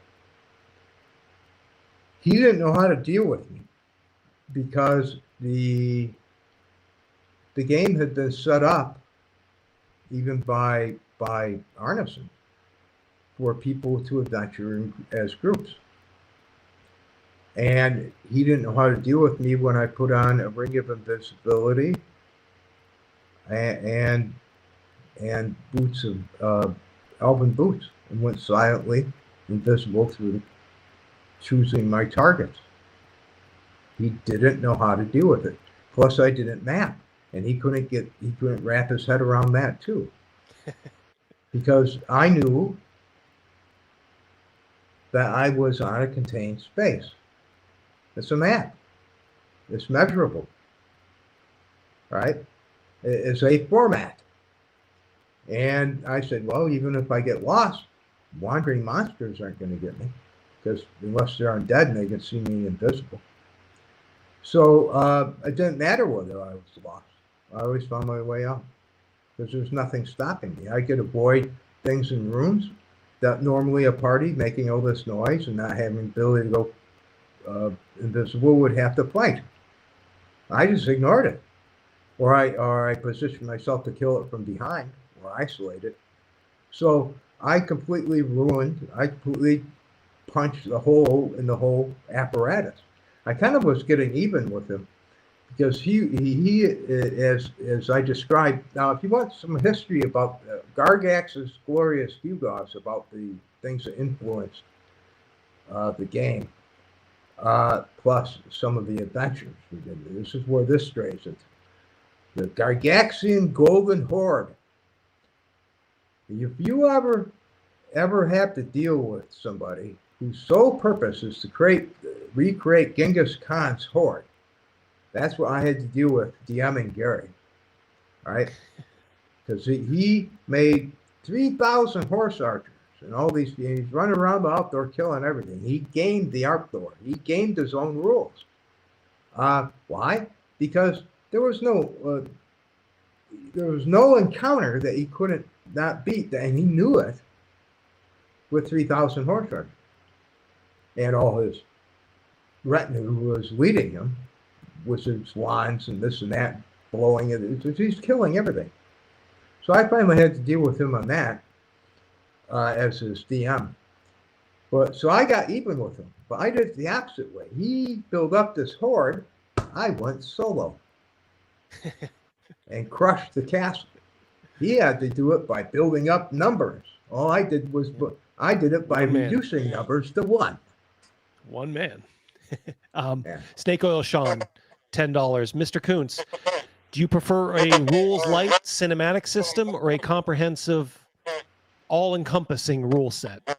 Where do you weigh in on that, Rob? It's in the middle. Listen, the more you side with mechanics, I described this in the 4th category. And of course, I talked about in interviews ad infinitum, ad nauseum.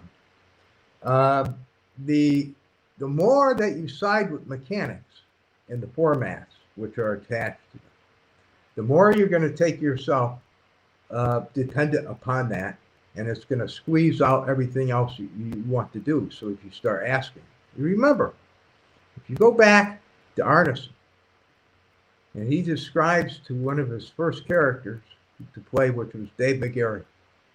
He describes the fantastic surround to him, right? And then he sits back and says, what do you want to do? There you go. What are you going to do? Now, what are you going to do if the rules are the ones that tell you what you have to do when somebody asks you, what do you want to do? How many times removed are we going to get from this conceptual realm of possibilities, of infinite possibilities in an imaginative structure, right? So when D&D was created, we're just in the middle, just like Arneson was. So you had the conceptual realm, and you had the mechanics. What are the mechanics? The mechanics are what you use when the conceptual realm can't answer a question. That's all it is. Because if you swap them out and say the system architecture is the mechanics, how's that going to work? Mechanics are only in the game to answer questions that the conceptual can't answer. That has no way of initiating protocols on its own.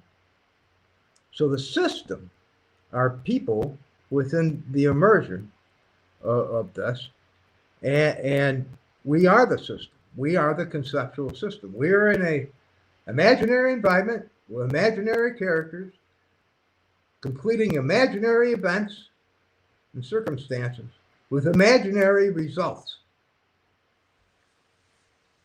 During that time, unlike kids in a lawn, as they play, when they say, I go to the moon. Well, they go to the moon. But this is not the way it happens in our game. We have to ask whether that's possible. And if it is possible, what the probability is. So the only difference in conceptual games of kids and what we do is that they have kids' knowledge and their things happen the way they say they do. Right? I go to the moon. Sometimes they build a little rocket and put some tinfoil around it and it then goes up. They go into it and say, well, that's a rule. We must build the rocket in order to go to the moon. What we do is we take adult knowledge, superimpose it into the conceptual realm with standing relationships. So what we're dealing with is a conceptual system. Because it has standing relationships. It has its own laws, it has its own rules, and it also has standing relationships with the mechanics. And so there you go. You start pulling these things apart from the center where they're balanced and they're promoting the play and getting on with the play instead of getting on the mechanics to tell you what you're doing in the play. You then foreground, you separate it by foregrounding the mechanics and backgrounding the conceptual part. So what do you have there? Well, you have kind of like a theater presentation. You have a motif now. Are you really playing a fantasy game, or are you playing a mechanical motif with fantasy figures or fantasy imaginings? Depends on where you want to go with it. The one great thing about D&D, as you now just by that question, has proven that you can go in any different direction with this. You can completely chop out the game and make it theater of the mind or whatever, a story crafting game, if you want to call it. Or you can go full tilt the other direction and make it all about mechanics, and every time you walk, you have to make a fucking walk check, right? So you want to go there? Well, fine. Find your own meeting. But I'll tell you where we started. It was in the middle. And we had a simple mechanic that allowed us to dip in and out of this mechanic and get back to what these people were doing in the conceptual realm, right? And so we accomplished more. Now I see people who spend the days and days and hours and hours and hours fighting a single combat. That's what you want to do? You want to make it into a miniatures game? Well, buy a miniatures game. Well, I'll tell you something. We were thrilled by this thing. We were playing war game miniatures, El Napco 1200 scale ships for World War II. Napoleonics, I paid over 1,000 figures. We were collecting ancients and playing Gary's ancient rules. I was collecting Persians. We had World War II encounters. I didn't know about that. And when we had this, it was a breath of fresh air. It wasn't about, it was Gary said, these rules are strictly fantasy. You want to bring in the realism into it? Well, that's fine. You want to bring it up to that level and try to describe it like I talked about in my open form broadside issue #1, where I address realism versus fantasy. Realism and fantasy. You can do that too. But it's great because you can go any which direction with that. But in order to answer your question, I'm in the middle. I think that the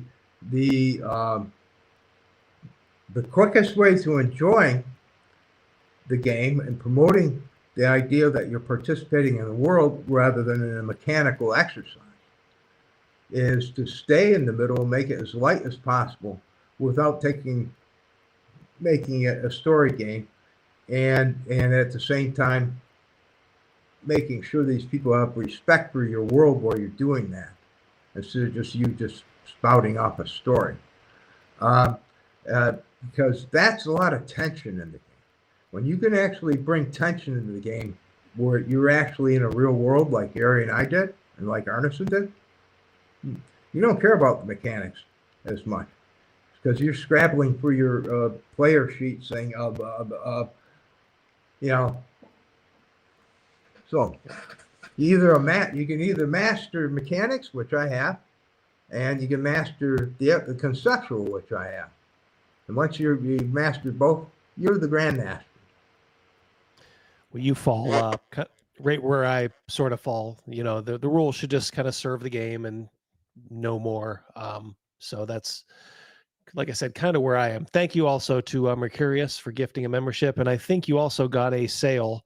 Mac Thompson said he bought a couple of things on your website. So thank you. This is a profitable. It's a testament. It's a testament. There you go. Well, I'll tell you what. We've had you almost 2 hours. Why don't we save a little something for next time, Rob? Maybe we can get more into the your time at TSR. You know, all the stuff you worked on there, and then what you did. You know, immediately after that. But why don't we maybe let it go right now? And okay. Well, it's been fun. And please is, don't think I'm a madman. I'm just mad. Never. Never, sir. I know I speak for Crazy Mouse and Rogan, but I will let them speak for themselves when I say it was a pleasure to have you on, guys. Absolutely. Absolutely. Very interesting. Very insightful. Absolutely. And please come on again. I will. That was the mouse, right? That was the mouse. That's the mouse. Yeah, he squeaked in there. I see both of you. Squeak, squeak. Kind of reminiscent of something I've seen in a dream or something. I'm not sure what that is.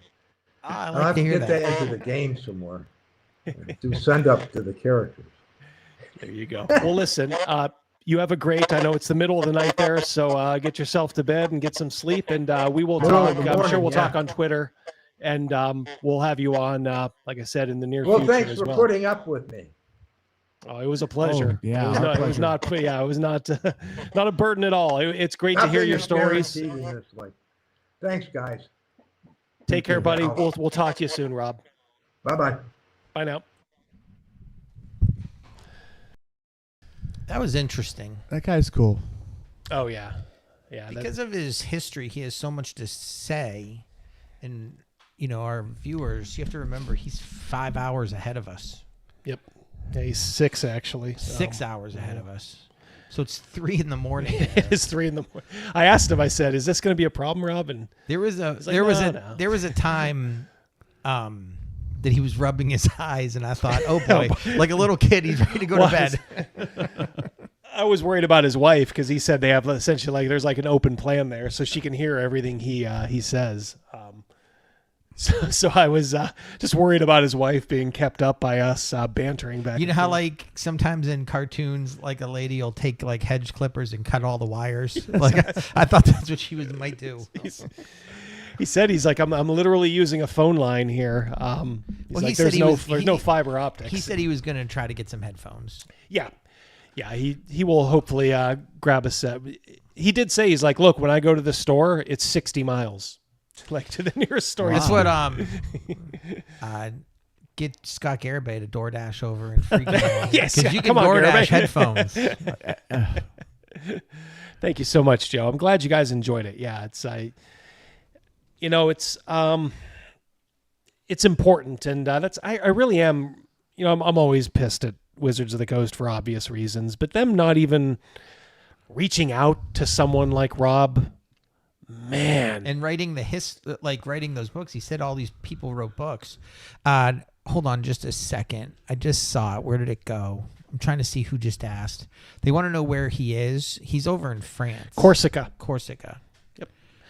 Yep. The spawning ground of Napoleon Bonaparte. He's in the mountains of Corsica.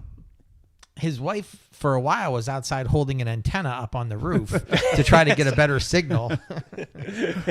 I tell you what, that was awesome hearing, you know, here's the guy that was in the root of it, you know, and his perspective. And right from his mouth, none of these people asked or to interview, ask any information of him and the other people that were in the root of it right there. None of these people at TSR now or WotC, gave no crap whatsoever, gave no shit to, here's the living history of this game, the legacy. Here he is one of the people at the very beginning, and they just did not give a shit about it. And the stuff that he's created that is still around, they've completely morphed into something unrecognizable. Yep. Yeah, it's it really pisses me off that they couldn't be bothered. I mean, they really just view guys like him as, well, he's problematic. It's certainly not hard. I started following him on Twitter. Oh, this is Rob Kuntz's account. Okay. It's not that hard to track down. And then just, obviously they don't like, what he's, what he's all about, because, he's through with all the bullshit like a lot of us. Bleeker, I'm with you on that. What's Bleeker saying? He said, "Oh, more views on the Harmony." Yeah, I see that. And what stream was she on? Just because she was in a chat? Oh, I think it was just going when we EFAP'd her interview with. Yeah. Okay. But yeah, I looked at the number. It was a little disappointing. It usually is. If you remember, it was that same way with Sandy too. Yeah. People I think sometimes see interview and they're like, I'll either catch it later, or I'm just here for the giggles and blood sports and all that. And I understand that completely. But, I mean, if you're a fan of role-playing games, you need to watch interviews like this. You need to watch movies like, The Secrets of Blackmore, Griffith Morgan, who's in the chat. Guys, Griff, I know it's on Amazon Prime, but you get like a lesser share of it. If you order it on Amazon Prime. So is it like Vimeo, I think? If anybody hasn't seen Secrets of Blackmore, you guys really need to watch it, because it will tell you, Vimeo is ideal. It tells you the beginnings of the game, literally, like where it came from. It is so comprehensive. And Double D, to piggyback on that statement, like, we're here to talk about this game. It's Dungeons and Dragons. It's what everyone started. And we still talk about this game called Dungeons and Dragons like it's an old girlfriend, hoping that it comes back to us. But instead, we're playing all these games that are exactly like Dungeons and Dragons, just called something different. Yeah. And here is the man who helped invent the game. Yep. And we had 11 people watching. 11's a joke. Yeah, I was going to say. I think we had up to 80, I think, at one point. But it was in the 80s. But like, so, Bleeker, I'm with you. Like, my God, this is the guy that invented the game that brought everybody here. Well, he was there at the beginning. Right, I don't want to say he invented right, he it. didn't invent it, but he was one of. He's the. Yeah, he was. You called him Scotty. Yeah, he was on the bridge crew. I mean, he's the highest ranking person left. Yeah, and I think let's just say I'm very confident that both Dave and Gary want his story told. I know he told me something off camera, and I don't want to divulge it because it's his to tell. But let's just say I'm very confident that both Dave and Gary want him to tell his story to the world before it gets lost. So that's basically all I can say. You guys can help out by going to 3 Line Studio Store, looking at his stuff. And you were talking with him. Me and Rogan looked up. The convention is in October. It's like the 2nd, 3rd, and 4th, or something like that. 4th to 6th, I think. Maybe. He's the highest ranking special guest. Yeah, well, with good reason. Yeah. Boy, I really want to go to that. I have a question. Call in sick. Have that guy. Remember in Ferris Bueller when that guy called the school to get Sloan out of class? Yes. Have him call your boss, Mr. Penske, and just been like, Double D can't come to work today. He's got something else to go on. Yeah, or the next 3 days. What if, and this is just throwing something stupid out there. What if, there's a handful of people like this guy right here that was there at the core of the Dungeons and Dragons, that creation. And let's pretend that, that they may be gay, or they may be a person of color. Would the current WotC people be getting a hold of them? No, they wouldn't. I would not want to be in their way as they ran to get a hold of him. Yeah, it's mostly because he's a white guy. Right. Double D loves seeing your interviews with the OG gamers. Keep it up. Thank you so much, Snake Sean. Thank you for your support. Everybody who super chatted and gave away memberships. I think, as you know, I couldn't kind of shout you out the way I normally do, but you know how much love I have. We couldn't. It's just the way that the the sound and all that. But you know you're loved. So yeah, thank you. We had to put Mr. Kuntz on mute. When I was talking, yeah. So we'd be hushing him. We didn't want to do that. Hopefully next time he has headphones and we don't have to do that. The reason is he's going on his Mac, like his MacBook's microphone and speaker. Unfortunately, well, when I'm talking through his speaker, it's going back into the microphone. That's why you heard a slight bit of an echo.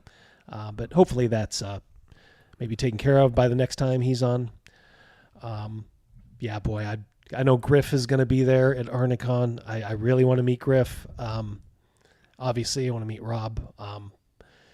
Boy, Minneapolis is 12 hours, and that's pushing it as far as driving, even though it's probably going to be lovely weather.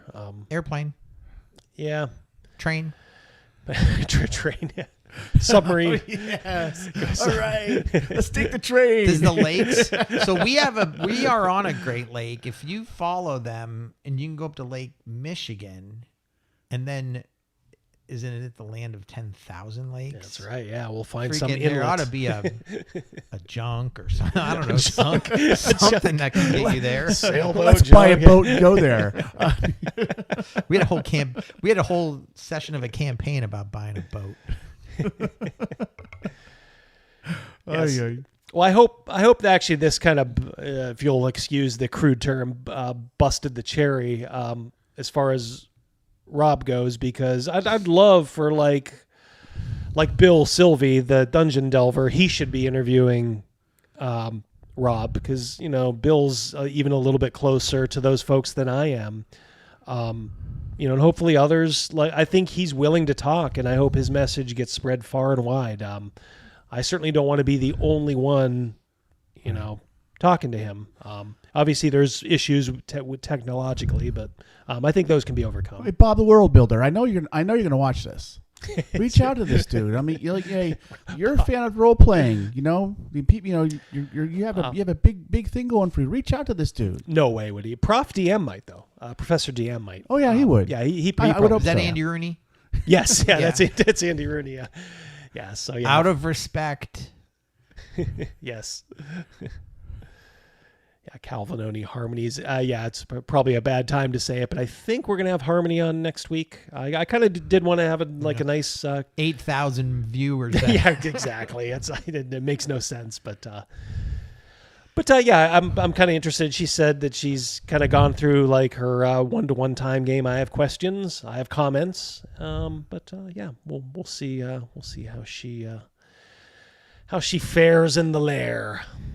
But yeah, I'm really jacked, and I'm really pumped that he was here and able to get out some of his story, and he's working on, he says, a documentary and a book. So man, I hope he just keeps at it. Speaking of documentaries, so I swear to God I make mistakes sometimes. Very few. I promise I do. Very few. So yesterday there was no basketball game on last night, so I thought, I'm going to watch that new documentary about the Brat Pack that's coming out on Hulu. Oh, yeah, I saw Andrew that. McCarthy's putting it all together. I guess he got everybody. So I went to go watch it, and it said that it wasn't available. And I'm like, well, what the fuck, man? I paid I'm paid up. I don't understand what's going on. I usually don't go Karen on something, but I contacted support, and this young man named Pablo had to put up with me. And I'm like, I don't know what kind of scam you're pulling, but it's advertised that this thing's on Hulu. He's like, I'm not seeing it. And I'm like, hold on, I'll look for it. In huge print, June 13th. I politely apologized, and I said, my bad, I'm out. And I just was like, oh boy. He got off. He's like, some grumpy old man was just reading me the riot act. Effing thing's not even out yet. Learn to read a calendar, Grandpa. That should be interesting. I definitely want to see that. I said, wait a second. Oh, wait, it's tomorrow. And then that was it. Some soft chuckles, and then that was it. Yeah. I tried to watch Dumb Money on Netflix. I go to watch it, and it says, "Oh, it's not on your level of membership of Netflix." So Really? What? Yeah. Boy, Netflix is such. I didn't a know there scam. was levels. Dumb Money is There that is. one with Roaring Kitty and the fortune that he made with GameStop. I'll find other. Let's just say there's other means out there to watch these things. So hey, There's different levels of Netflix. I had no idea. I am so far behind.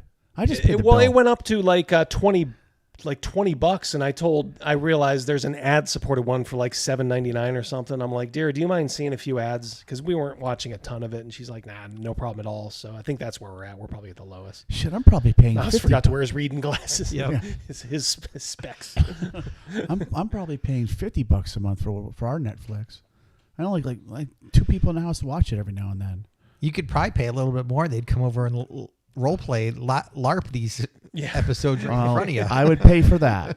Don't even ask. Just take it. Just take the membership down to like $7.99 and see if they notice. Oh, it'll hit them after a while. Like, hey, I don't think there used to be ads, but oh well.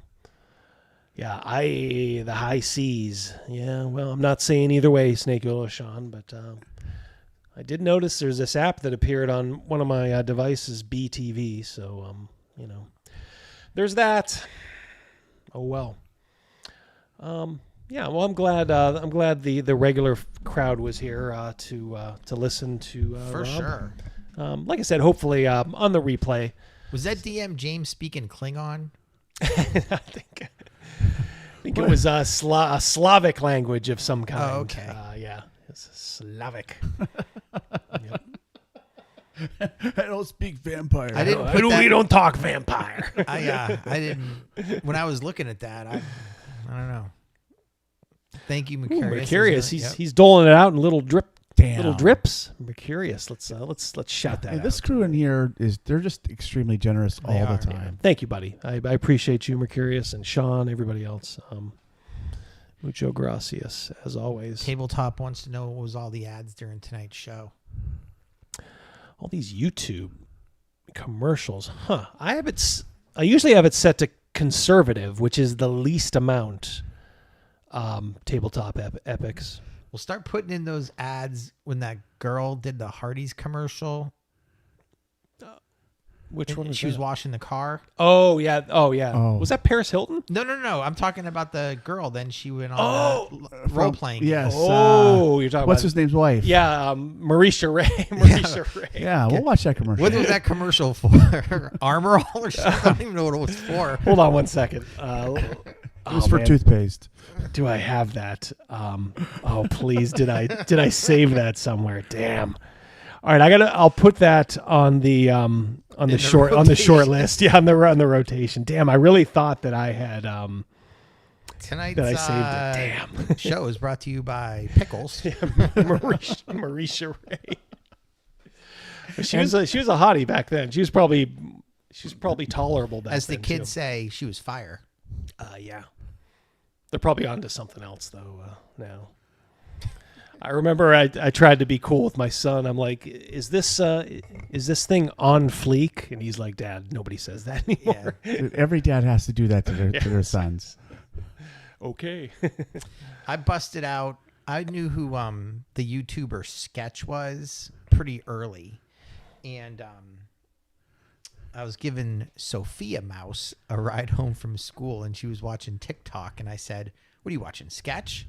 And she looked at me like Mr. Furley would look in Three's Company, where the head snap and the bug eyes come out. She's like, "How do you know who Sketch is?" Like, Sophia, come on. Yeah, a man of the people. Look who you're. I don't know who Sketch is. He's a YouTuber. He's the one that, he's still popular, but not as much as he was like 3 months or 4 months ago. All right. You guys feel like doing a little auto? Yeah, when rolling? Yeah, bring it do on. about 15, 20 minutes of that. Bring it. All right, guys. Thanks for turning out.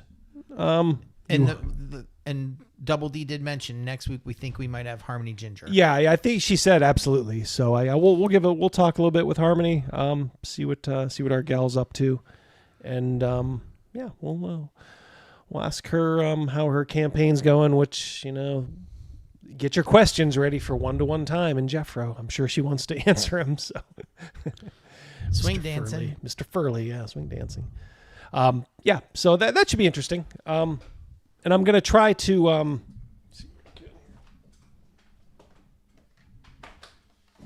this weekend, I'm going to try to do a video, maybe like a review on this. Griff was nice enough to send this to me, an advance copy of this. This has a ton of stuff, like Blackmore stuff from Dave Arneson, like early papers. It's really interesting.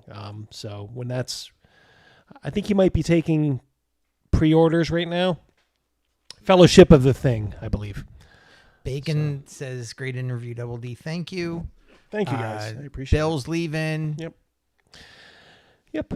Cal Harmony gets around. Well, don't say that a certain way. It may sound lewd. But yeah, she is me. She's the new it girl. Hey, I got news for you. I got news for you, Double D. Oh my Lord. Yeah, look at him coming in at the end. You guys missed everything. unless they were here just lurking. Yeah, that's true. Yeah. Well, I hope you guys were able to see some of the interview. If not, to check it out. Rob is an interesting guy. If you weren't able to, good to see you guys here, though. He's a madman, not a madman. Yes. As always, Black Lodge killing it. Yeah, good guys. I would say subscribe to their channel. The hell, these guys don't need my help anymore. They are, like I said, like I predicted, onto a different level. All right, guys. Like I said, we're just going to do a little auto and roll-in just to close the night out. Little chaser here. My guy got caught on purpose. Wink, wink. Yeah. Ooh, one last thing. We'll be talking about this too. Black Lodge says they will rewatch Double D. Yeah, it's an interesting interview. I think you guys will like it, boys. Yeah. Here we go. Deck of Many Triggers. Got this from across the pond, our buddy James. These are some proofs for the upcoming Deck of Many Triggers that I and many, many others have worked on. So that should be interesting. Should be very, very interesting. And I may even give away some samples. Maybe I'll autograph my card. I don't think I have the authority to autograph the cards that anybody else worked on. But yeah, if this was the Homeboy shop, and now if you act now, you can have my car. Homeboy Shopping Network was in living color for those who don't remember. That was so funny. Alrighty. Thanks, guys, for sticking around. We're just heading over to Auto and Rolling for any of you that kind of want to watch our little Prince Valiant style live play. So thanks for turning out. We'll talk to you guys soon, and we'll see you next week for sure with Harmony. So peace. Peace out. Oh, and here we are. And here we go. Look at that. I'll tell you what, while you guys get We did it at the same time. We did do it at the same time. We were mind melding as in the breakup. Remember when he's like mind meld when they were playing Pictionary. We'll do the little promo here. Alrighty. There we go. I saw boobies. I never know what to think of that Lamia. I am more aroused by that than I should be. No, you're all right. You're just fine because I get a little leeway there. Yes, absolutely, because I'm equally as enamored. Let me tell you something. Teenage Double D. He's looking at that page quite a bit. Yeah, 13-year-old Double D. It's gonna be. Overkill says he'd like to see Greg Gillespie and Rob hook up. Yeah, for sure. And that would be great. I'll have to talk to. I'll have to see if Greg watched this on the replay or not. Hopefully, Chris Miller and Rob can get together. Well, yeah, if they can come to some kind of an agreement. After, because when we were talking, the delay, like Chris's messages were coming through after a question was already answered.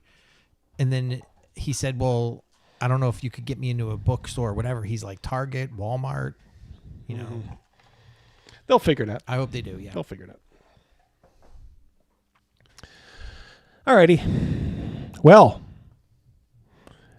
as you mentioned, you guys are away on the southern part of the world, the free cities, Port Prospera, the Temple of Set. My word. That circular tower there, it's probably a little bit bigger than that. A little thicker. You guys are interested in what's here because there's supposedly a treasure somewhere in here. So it's like you're in sort of deep cover, would we say? Mm-hmm. One would. Work in the kitchens right now, saying that you want to learn more, and you're giving yourself out to the temple. So they have you right now working in the kitchens, which is probably where everybody else starts. So you're working in 2 and 3. You're sleeping in 5. 4 is a dining room. This is in the dungeon level of the tower. But then there's that door at the end of the hallway past 4, which really intrigued you. So much so that you snuck out in the middle of the night out of room 5, Otto, making a patchwork bit of thieves' tools. But you couldn't get it open. I just need more prongs from a fork. Yeah. Unfortunately, though, you got caught by a couple of guards, and they was not happy. They bopped you around a little bit. You got a couple of bruises, maybe a couple of cuts, and then they threw you back into 5, waking everybody up in the middle of the night, and said, "Stay here." And I think that's where we left it. So were you going to do anything else that night? Obviously, everybody's up.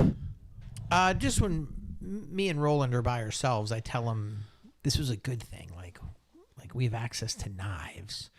I can get in any locked door now. I'm hyping up what I just did, making it sound like that's what I wanted to happen. Well, I know this, that I don't know how often they take the great big pot of rotten meat over to that door, but I do know what I'd like to put in that pot next time it needs to go over there. What is it? That one guard? Yeah. Let's do it. That dude that keeps whacking me. Oh, you mean Tharn? Yeah. Yeah, Tharn's like a priest, so he's a little higher up. He's not just a guard. He's a little bit higher up. He's certainly not as high as Zethrak, but he'd be like your drill sergeant. Right. Think in those terms. Like Tharn is mayonnaise. Your mayonnaise. Rolling days. Yeah. While you're while everybody's kind of like grumbling a little bit, and then finally they're back asleep, and maybe you guys are done talking, Cassia, your friend from the kitchen, comes over to you, Otto, and she says, "What were you doing?" I was hungry, and I went to the kitchen to try to get some food. When you look at her, you'd swear she's almost not buying that story, but she just kind of looks at you squarely and just nods and says, "Well, I could have told you that. They don't like people roaming around at night here." How do you know? Have you done it before? Well, I haven't, of course. Somebody else tried a little while ago. But they pretty soon they weren't here anymore. Now, I don't know what happened to them. Maybe they just left. But yeah. In the back of my mind, Double D, I'm remembering Cassia likes being here. So she's not a trusted confidant of mine yet. Correct. She's like, I love being here. I'm one of the chosen one. Yep. So anything I tell her, I can picture her just going and being like, you know what Otto told me? Teacher. Yep. Excuse me, teacher. You forgot to assign homework. She's wearing a wire. So to me she is. All right, so we can go into the morn, shall we say? Yeah. Sure. All right.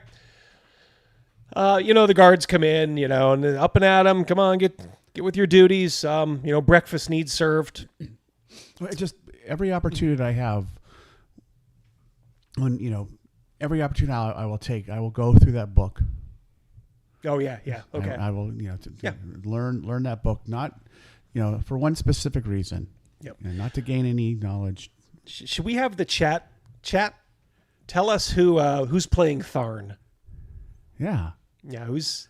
I'll work him up in one of the AI programs. But who would be a good Tharn for our story? Somebody mentioned Clancy Brown as Zethrak, the Underpriest. You guys have not seen Zarok the Undying, who apparently runs this whole show from somewhere in here, which you don't know. All right, so they tell you, get your asses into gear. Gary Shandling. Gary Shandling. Come on, Snake Oil. Well, it's Snake Oil Sean. Yeah, you got to give it a little bit of weight. weight. Snake Oil Sean, that gets a little bit of weight there. Are you sure? That's like Snake 10 Oil votes Sean? for other people's one. Right? Doesn't he usually do 10 memberships at a time? Yeah. Gary Busey. Are you sold on that, Snake Oil Sean? You get right of first refusal. Although I do like James Gandolfini. I'm going to veto that 1,000,000%. Oh, really? Yeah. I really like James Gandolfini, and I don't want to see him put You in don't a wanna character see- that Yeah. we can't stand. Yeah. I love Gary Yeah, I Busey understand. too, but All right, Gary Shandling. George Papard, that's a good one too. Boy, getting a lot of Gary Buseys. Guys, I'm going to give the right of first refusal to Snake Oil Sean. Now, maybe we can work some of these other guys in here, Busey and Papard. yeah, Abe Vigoda. Oh, Abe Papard, yeah. Vigoda. All right, Sean, are you just taking the piss out of us here? Or are you just trying to be funny? If you're just trying to be funny and you think these others are better, let us know. I'll need your final answer, sir. Well, Snake Oil is one that said Abe. Yeah. Yeah. Abe Vigoda. No, I don't. I think we're looking for someone who's a little younger and Charles Nelson Riley. All right, Snake Oil Sean says, "Oh no, don't do Gary." All right, so he's just being there. Okay. All right, so hey, maybe we got Gary Busey. Yeah. You like Gary Busey? Yeah. Yeah. A couple people said Gary Busey. John so, Malkovich. A young Gary Busey. Yeah, Malkovich might be good for somebody else. All right, Gary Busey. I'm gonna write that down. Next time we see Tharn, Utah. Give me 2. Give me 2. Gary Busey is Tharn. There we go. Looks like I got some AI generations to do. All right. They're like, move your asses. So you guys are going along. You have to let me know if you're doing anything out of the ordinary other than where they tell you to go. Because Meat's really excited. That was his. He was the typed it initial. first. Yeah. Attaboy Meat. One of the things I am going to try to do today, Double D, is I'm going to try to sneak another fork. Okay. Now remember, you still have 2 tines left on that other fork. I'm making more tools. Gotcha. Yep. Okay. Yeah. Fair enough. I'm keeping a specific eye on when they're coming in, the timing. Well, who's coming in? When we're going to take the build, whatever. When this darn guy is going to come. If he comes in clockwork, I'm just like, keep an eye on that. When Tharn's here, who else is here? All right. Well, he comes in like mid-morning, we'll say. You guys are up crack of dawn. That's where they found Tony Orlando, by the way. You guys can laugh at that if you What, crack of dawn? Tony Orlando and Don. Oh, I get it. Yeah. Hey-o. I apologize.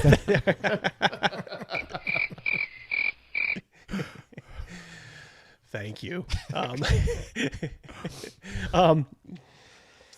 Yeah, but he comes in mid-morning. And he says, where is, and he has like an adjutant next to him. Where's Otto? Right here, sir. Speedy delivery. All right, so he just nods his head and, as if to say, follow me. Okay. You guys go out. You go up those stairs at 1. Okay.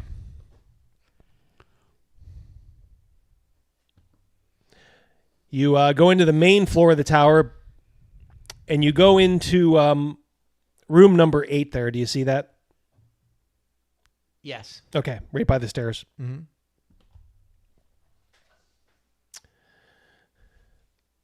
The adjutant leaves, so it's you and Tharn there. Now, in this room, it appears to be, for lack of a better word, like an office. There's like a table there. Oh, my Lord. James Gang. I will be the villain. I will be a villain in your game anytime, James. All right, James. Yeah, I mean, we may have to remote in James here, or maybe we can just use his visage. Yeah, I'll see if I can create a NPC on based on James. Thank you very much, buddy. Yeah, so this looks to be like his office, because he kind of sits down at the table. There's quill and ink and a bunch of papers on a table. Okay. He sits down. There are chairs here. I won't sit unless he asks me to. Yeah, or he tells does. me He to. does not. He immediately just starts writing, and almost like he's mind effing you here, not paying any attention, for about 5 minutes. Then he looks up at you and says, "You were out last night." I was. I made my way to the kitchen. You were hungry? Definitely. I didn't get enough to eat during the day, and I started feeling that lightheaded feeling I get sometimes if I don't have enough food or drink. And I didn't want to tell anybody because I didn't want to raid the kitchen. I just wanted to get myself something. But I didn't even get that. Yeah. He stands up. He would be coming over to you looking, I guess, imagine Gary Busey coming towards you. How often, I have a quick question. Yeah. How many days would it have been since I've gotten bit by that snake? Would it be like 3, 4? No. Just, I think 2. I said it could have been something from that snake bite that just didn't make me feel good. Just might have disagreed with me. I don't know. I need to build up a tolerance to that venom. He's standing right in front of you now. He's looking into your eyes, but he's nodding sympathetically. And then out of nowhere, he gut punches you, right in the solar plexus.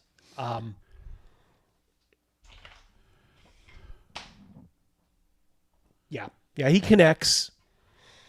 Now this would just be subdual damage. But I'll tell you what, make a Constitution roll. You know what that just reminded me of? In Beverly Hills Cop, when Taggart punched Axel Foley in the office, and Bogomil came out and said, "Would you like to press charges against this officer?" Yep. I'm rolling a Constitution. Yep. So you'll roll under your con score, which is a 14. So 14 or under. 15. I did not make it. So you go down on your knees. Okay. When you go down on your knees, he then grabs your hair. Okay. And says, "You listen to me and you listen good.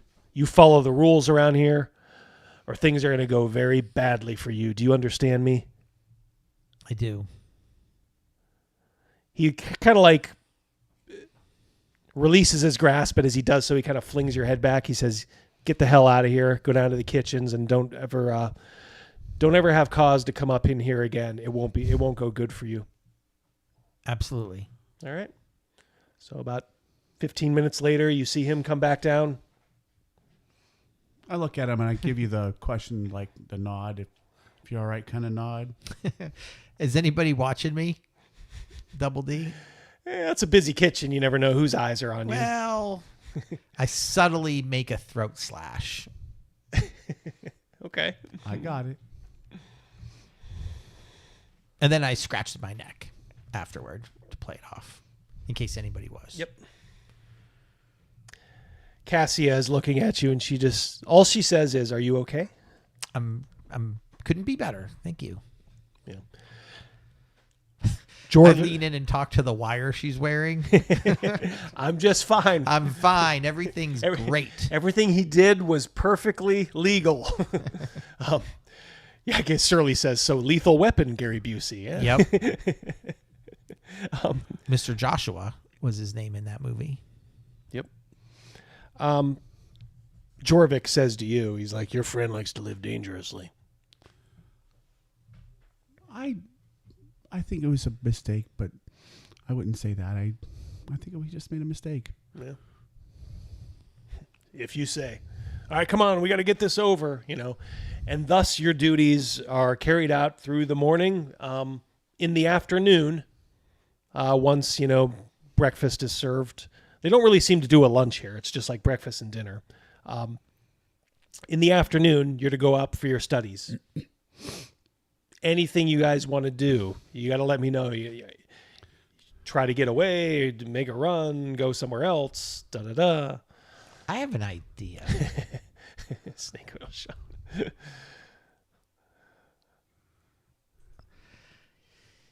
In his room, the office I was at, the chair he was sitting on, since I was there for a good 10, 15 minutes. 10, 15, yeah. Was it a wooden chair? Yeah. Yeah. Okay. I think I want to sabotage that chair. Ooh. By everywhere where there's a nail hole, I want to put something up from each nail hole so that when he sits down, these little spikes kind of pierce his ass. But he would think the chair's just faulty because it's the nails. So I don't know if that would be I need to steal some more forks. I need to steal a couple knives and take the points off of them. Or what, but that's my idea. All right, well, maybe you guys can talk it out. That's fine. For right now, are you guys just going through with your studies? Yeah. All right. By the way, you were able to get the fork, no problem. Okay. There's always, they're not watching you that closely Yeah. in the kitchen, so that's no problem. All right.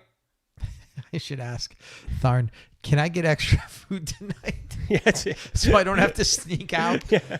My tummy is rumbling. Tharn. More, please. Yeah, See, like Elliot. Tiny Tim. More, please. I got a grumbly in my tumbly. All right, so we can cut. Then your studies go fine. They just make you recite more prayers, ask you, questions. Tharn comes by. Kind of like the dick he is. He pop quizzes some people, but not you guys. He leaves you guys alone. He pop quizzes somebody else, smacks him on the back of the calf, with his riding crop.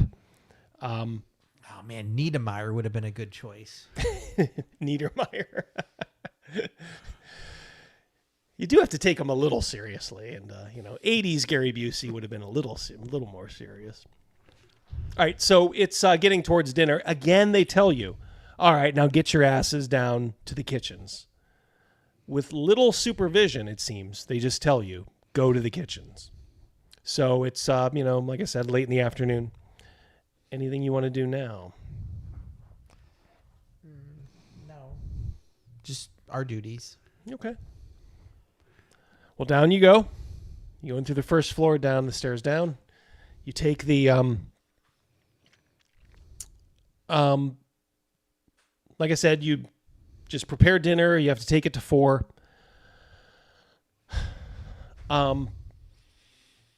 You, Roland.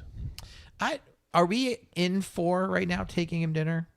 Yeah, you are. You and a couple other guys. Is Tharn in this room? Yes. Okay. Double D, one thing I'm going to pay attention to is how long are these dinners? And that could give us a good idea of how much time I have to do some tomfoolery. Okay. So Yeah. a couple shifts of these dinners, I'll pay attention to how long he's in there for. Yep, you got it. Okay. So I'll answer that question after we do Roland. Roland, you and Jorvik, they give you a smaller meal essentially to take, and they say to Jorvik, this goes up to the second floor. You know where? Jorvik says, "Yep," and they say, have him help you, and they point to you. So Jorvik says, "Grab that and follow me." I will. So, you're taking food up to the second floor. Okay, you go up, you're kind of familiar with the first floor. You go to those stairs up next between 6 and 7, you see? Right.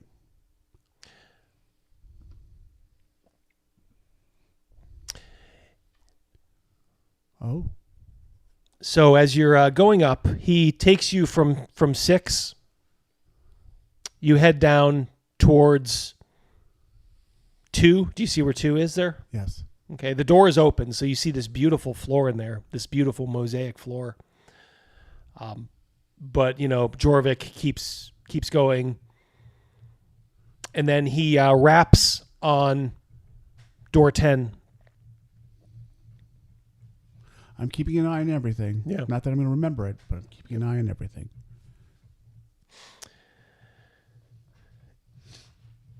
The door opens briefly. You see an old man and a very young woman in the background. The old man says, "Dinner? Oh, yes, I had almost forgotten." He lasciviously looks back at the half-naked woman behind him. She's probably in her early 20s. He's got to be, in his 60s or 70s. Does she look fearful? No. He says, "Well, bring it in, bring it in." Yeah.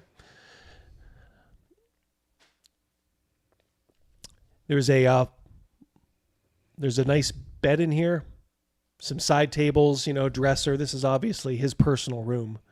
She lounges and spreads herself out on the bed. And you notice that she can't take her eyes off of you, Roland, as you're, look at you. You're blonde, you're young. Mm-hmm. This guy goes over and he immediately starts digging into the food piggishly, Oh, yeah, my favorite. He's got like stuff on the side of his mouth. If I catch her catching me, I will probably have a hard time not watching her watch me. Mm-hmm. Oh, yeah. She gives you a wink. They then wants to make sure this guy's wearing clothes. He is, yes, yeah. She is barely clothed, but she is. She does have all her naughty bits covered. I will give her just a small, almost smile, and then kind of look at her and give her a nod. She smiles, and then the guy says, "Oh, you can go back to your duties, And as we're leaving, I'll make sure I take a double look. Yep. Look back. She was looking over at the table, but as soon as you look and are ready to maybe close the door, she looks over at you and your eyes lock. And then she just kind of looks back, to the table. So you got the last look. Says they then. Yeah, I'll have a. All right, I got a mind jumble now. All right. Ric Flair vibes. Woo! Woo! Rolex watch. Styling and profiling. Ain't that the truth? Now, this guy was a little more wizened, I guess, as if it were literature. They would say he was wizened, a little skinnier, a little bonier. She is apparently doing it for the money or the position or whatever. It seemed to you. She didn't seem to be, let's just say you caught her attention more than he did. Ric Flair. All right, so, back down you go, or do you want to do anything? He kind of goes ahead of you. Jorvik does. I will try to linger as we're going past the door to the big room. That door is open, you said? It is, yeah. I would like to kind of linger and pillars in here. It's low light. The only light is from a couple of low braziers. All right. On between the pillars. Right. It's hard to see in the kind of semi-darkness what's in here. You just know the floor is beautiful, and there's beautiful mosaics on the wall. All right. At that point, I'll probably actually stop. Okay. And actually, not step in the room, but maybe poke my head actually in the room. Okay. As you're looking around, you see closer now. There is a person at the end of the room.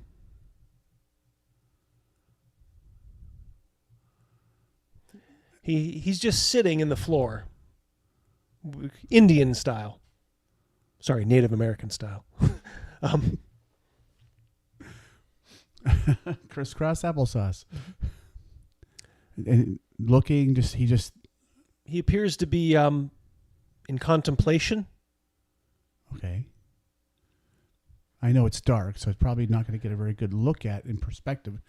But does he appear to be an older man, a younger man, a woman? Difficult to say. Looks to be a man.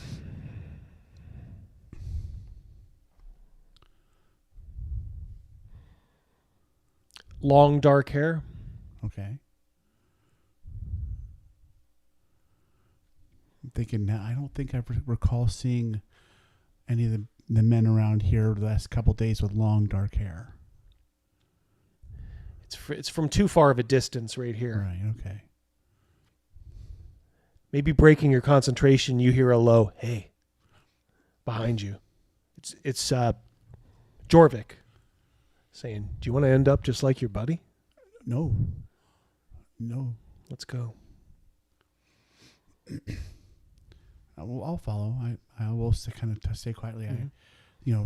Walking by at the floor of the mosaic, that it did catch my eye. I guess curiosity would be a bad thing here.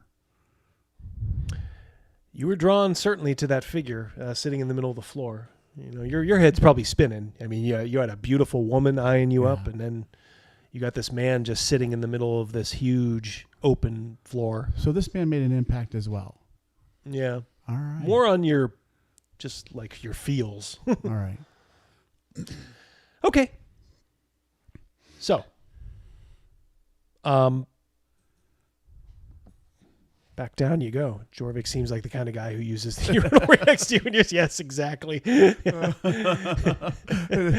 you're pissing, hey, how was your day? Gives you a pinch on your rear end as he's leaving. I had a picture in my head of the guy that you were just describing in the middle of that room. He is a professional poker player named Chris Jesus Ferguson. He's just very eccentric with like longer hair. And that's exactly what I was just picturing for some reason. Thank you, Snake Oil. Bam. Snake Oil, my man. You've already done your work, and here you are going above and beyond. Thank you so much, buddy. Thank you. Yeah, so he comes back down. You guys are in the kitchens. You're, cleaning up. It's getting late at night again, and pretty soon they're telling you, hey, time to go back. Anything you want to do? Everybody's pretty much gone from 4 now.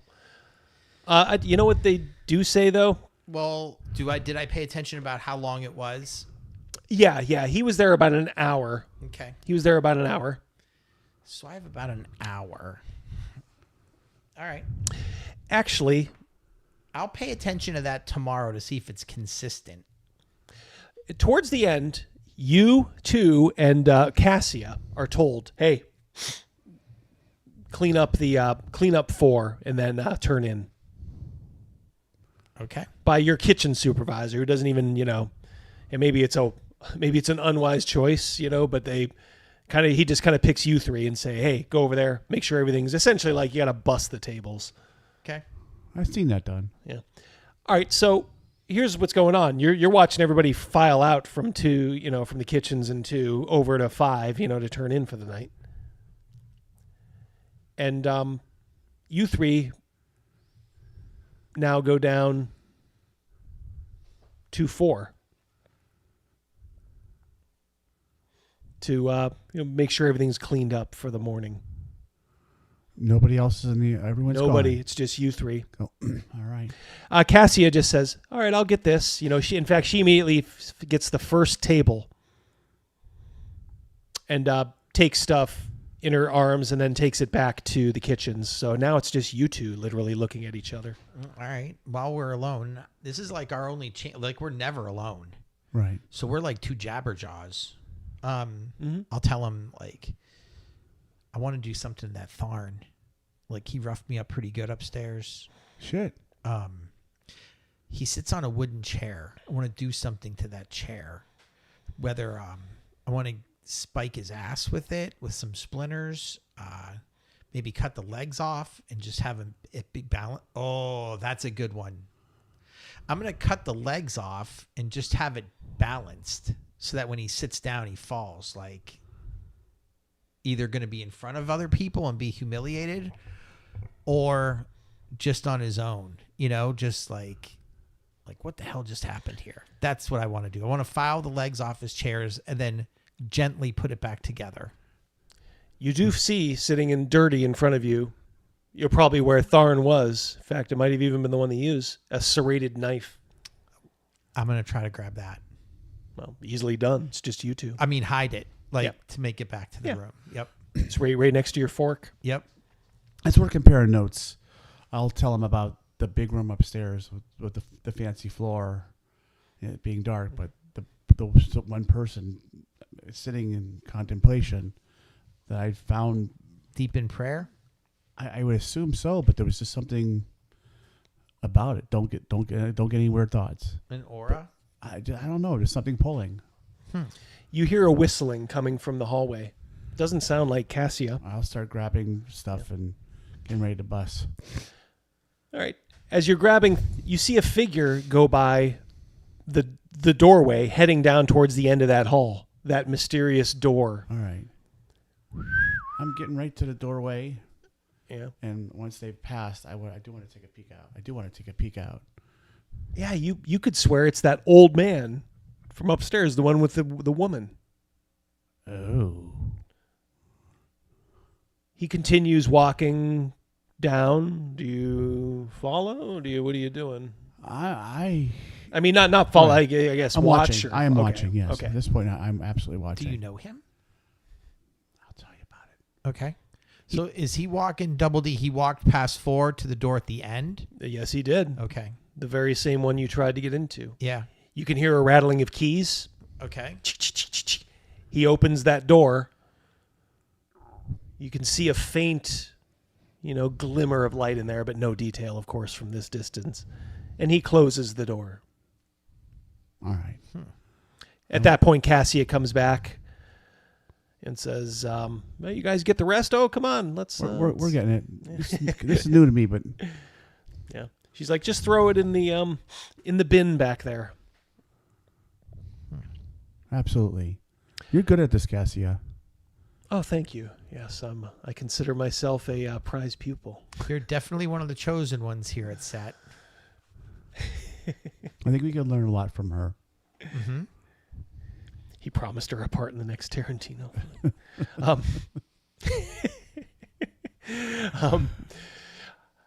So, pretty soon, if you're just willing to do your duties, 4 is cleared, yes. And that's it. Cassia does not linger. She says, well, I'm headed back. I'm sure you guys know the way. Yep, we'll be right behind you. There's not a soul down here now as she goes. All right. You're literally standing in 2, putting away the last of the dishes. And you don't even hear a guard or anything. Yep. So it's 1 serrated knife, 1 extra fork. Does that... you didn't tell me about it, so I can't ask. I would tell you about the old man and the woman. When we're once Cassie's gone, yeah. I say, do you want to wait to see if he comes out? Because from what you're describing, if she's one of the women, what if she's one of the women to be sacrificed? But what if he also was one of the sacrificed and this was his last tryst on Earth? I don't know. He seemed rather important. He had his own office with the bed and the whole deal. Do you think he's the head priest? I think he is of some importance. But the guy that you're describing in that mosaic floor seems really important. That guy. There's a lot of important people here that we haven't even seen yet. I gotta tell you, you know what I want to do? You know how like in like a gangster movie, they'll have like pictures of mob bosses. Yes. Yeah. Like I feel like doing that. Like who are all these people? like a bulletin board. Yeah. Yeah. I can't help it, but I do feel like running upstairs into his office and seeing if that woman was there. Dude, she looked right at me, like kept looking at me, and I kept looking at her, and she kept looking at me, and I was looking at her, and I was leaving, and she was looking at me, then I started looking at her, and she kept looking. You have to ask yourself, Rogan, are you I know you. Are you in the middle of like a Conan story? Or I tell you what, it's been a while. The prostitute lady from back at that quite a while back, and she was looking at me, and I was looking at her, and I saw her looking at me because I was looking at her, and I think there was some looking going on. I'm not a. There she is. That's her. Remember? Yes, she was the prostitute. Yes. I told her she had the scar, and I said, "No, don't hide the scar." Yeah, I'm not against you going up there, but we don't know where all the guards are tonight. You're absolutely right. And it wouldn't look good if I just got busted for the second night in a row sneaking out. You're right. How about you do have a boner though. I see what I'm the devil on his shoulder, and Otto's the angel. I see what you're packing, and I like it. Here's my idea. Tomorrow, if we get called upon to serve dinner at 4, and he walks, like if we're cleaning up, and he walks to the end of the hall again, while he's down there, you run up. And when Cassia says, like, why don't you bust in, I'll just be like, you two just keep missing each other. He's in number 2 right now. And when she goes to number 2, he just walked right through and came back to number 4. You guys just keep missing each other. Or what I could do is I could sneak up now, and if I get caught, I will say, I was told to take the plates down from dinner earlier. Excellent idea. Even better. Are you guys planning on doing anything tonight? I think that's the plan right there. I am. I'm going to sneak up to his office. Right now? The old dude's office, yeah. There we go. And if I get caught, I'll say, I was told to take, I brought the meal up there earlier. I was told to bring everything down. Yeah. All right. What are you doing, Otto? You going with him? I am not. I'm not going to cock block him. Look what he's working with right now. Yep. I'm going to go to... You don't want to sit there and watch? I'm going to go to number 5. sit in the cuck chair. You going back to the room? Yep. All right. And I'm not being rude to Cassia. I'm always like, she loves it here. Yeah.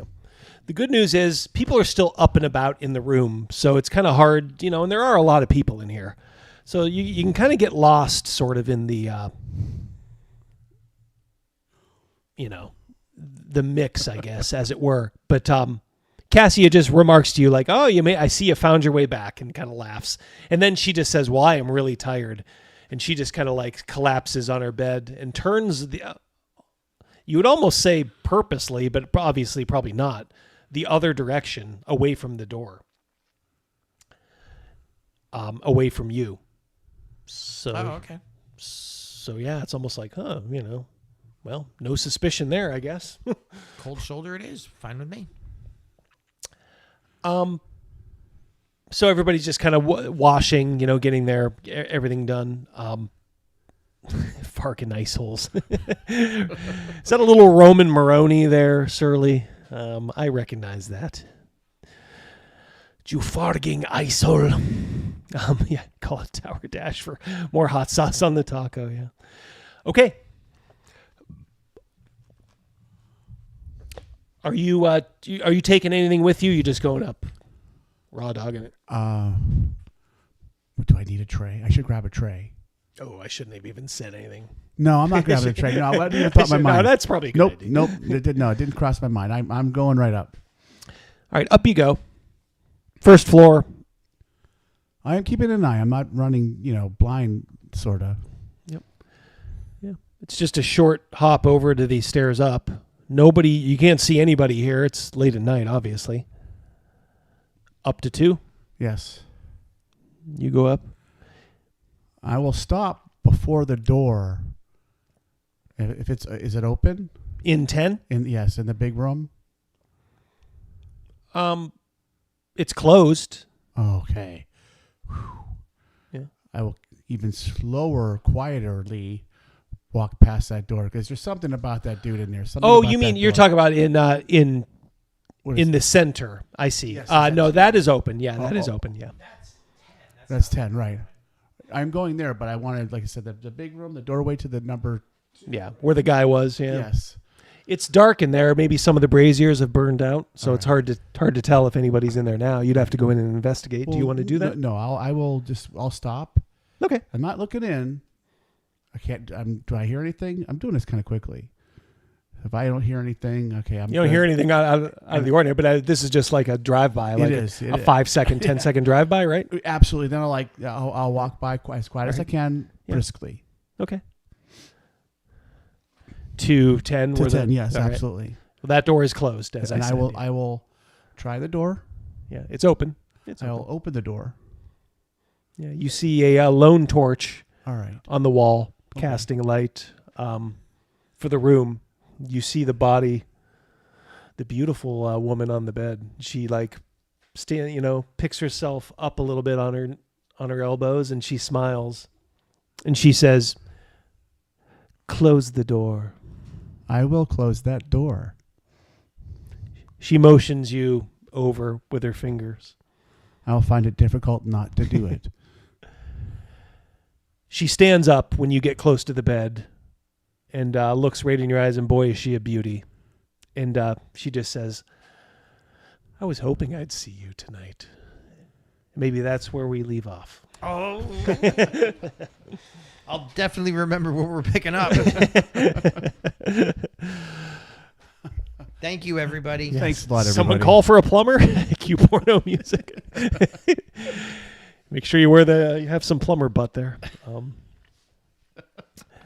She covered in glitter. Come on now, Travis.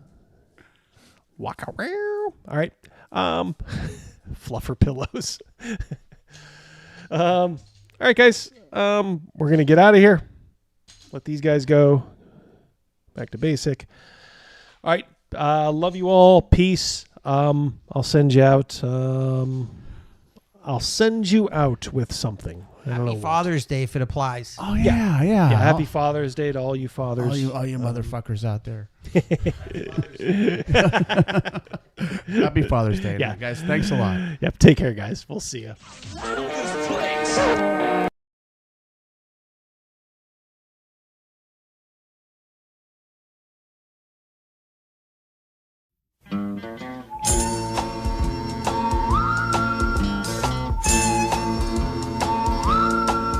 Back when I was a kid, life was going swell. Till something happened. Blew everything to hell. That night my daddy stumbled in, all pale and weak. Said a woman up the block just gave birth to a geek. Mom said, sell it to the circus. What the heck? Dad said, nope, this one's a pencil neck. And if there's one thing lower than a sideshow freak, it's a gritty, scum-sucking pencil neck geek. You see, if you take a pencil that won't hold lead, it looks like a pipe cleaner attached to a head. Add a buggy whip body with a brain that leaks, you got yourself a grit-eating pencil neck geek. Pencil neck geek, grit-eating freak, scum-sucking pea-head with a lousy physique. He's a one-man, no-gut, losing streak. Nothing but a pencil neck geek. Pencil neck geek. Soon the geeks were popping up all over town. You couldn't hardly sneeze without knocking one down. After a nice juicy steak, if you need a toothpick, just reach for a geek. They'll do the trick. One day we cut one up for fish bait. Learned our lesson just a little bit late. Soon as the geek hit the drink, the water turned red. Next day, sure enough, all the fish were dead. Pencil neck geek, grit-eating freak, scum-sucking pea-head with a lousy physique. He's a one-man, no-gut, losing streak. Nothing but a pencil neck geek.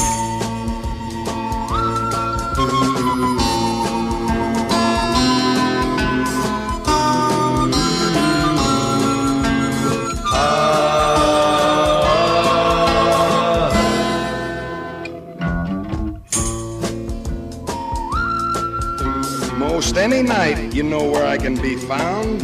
Yeah, stomping some geek's head into the ground. So keep the faith, cause in Blassie you can trust. I won't give up till the last geek bites the dust. pencil neck geek, grit-eating freak, scum-sucking d-head with a lousy physique. He's a one-man, no-gut losing streak. Nothing but a pencil neck geek. They say these geeks come a dime a dozen. I'm looking for the guy who's supplying the dimes. It's gonna be real hard times for all of these grit-eating, scum-sucking, boot-licking, drop-kicking, gut-grinding, nail-biting, glue-sniffing, scab-picking, butt-scratching, egg-hatching, sleazy, smelly, pepper-bellied, dirty, lousy, rotten, stinking freaks. Nothing but a pencil neck geek. Pencil neck geek. Pencil neck geek.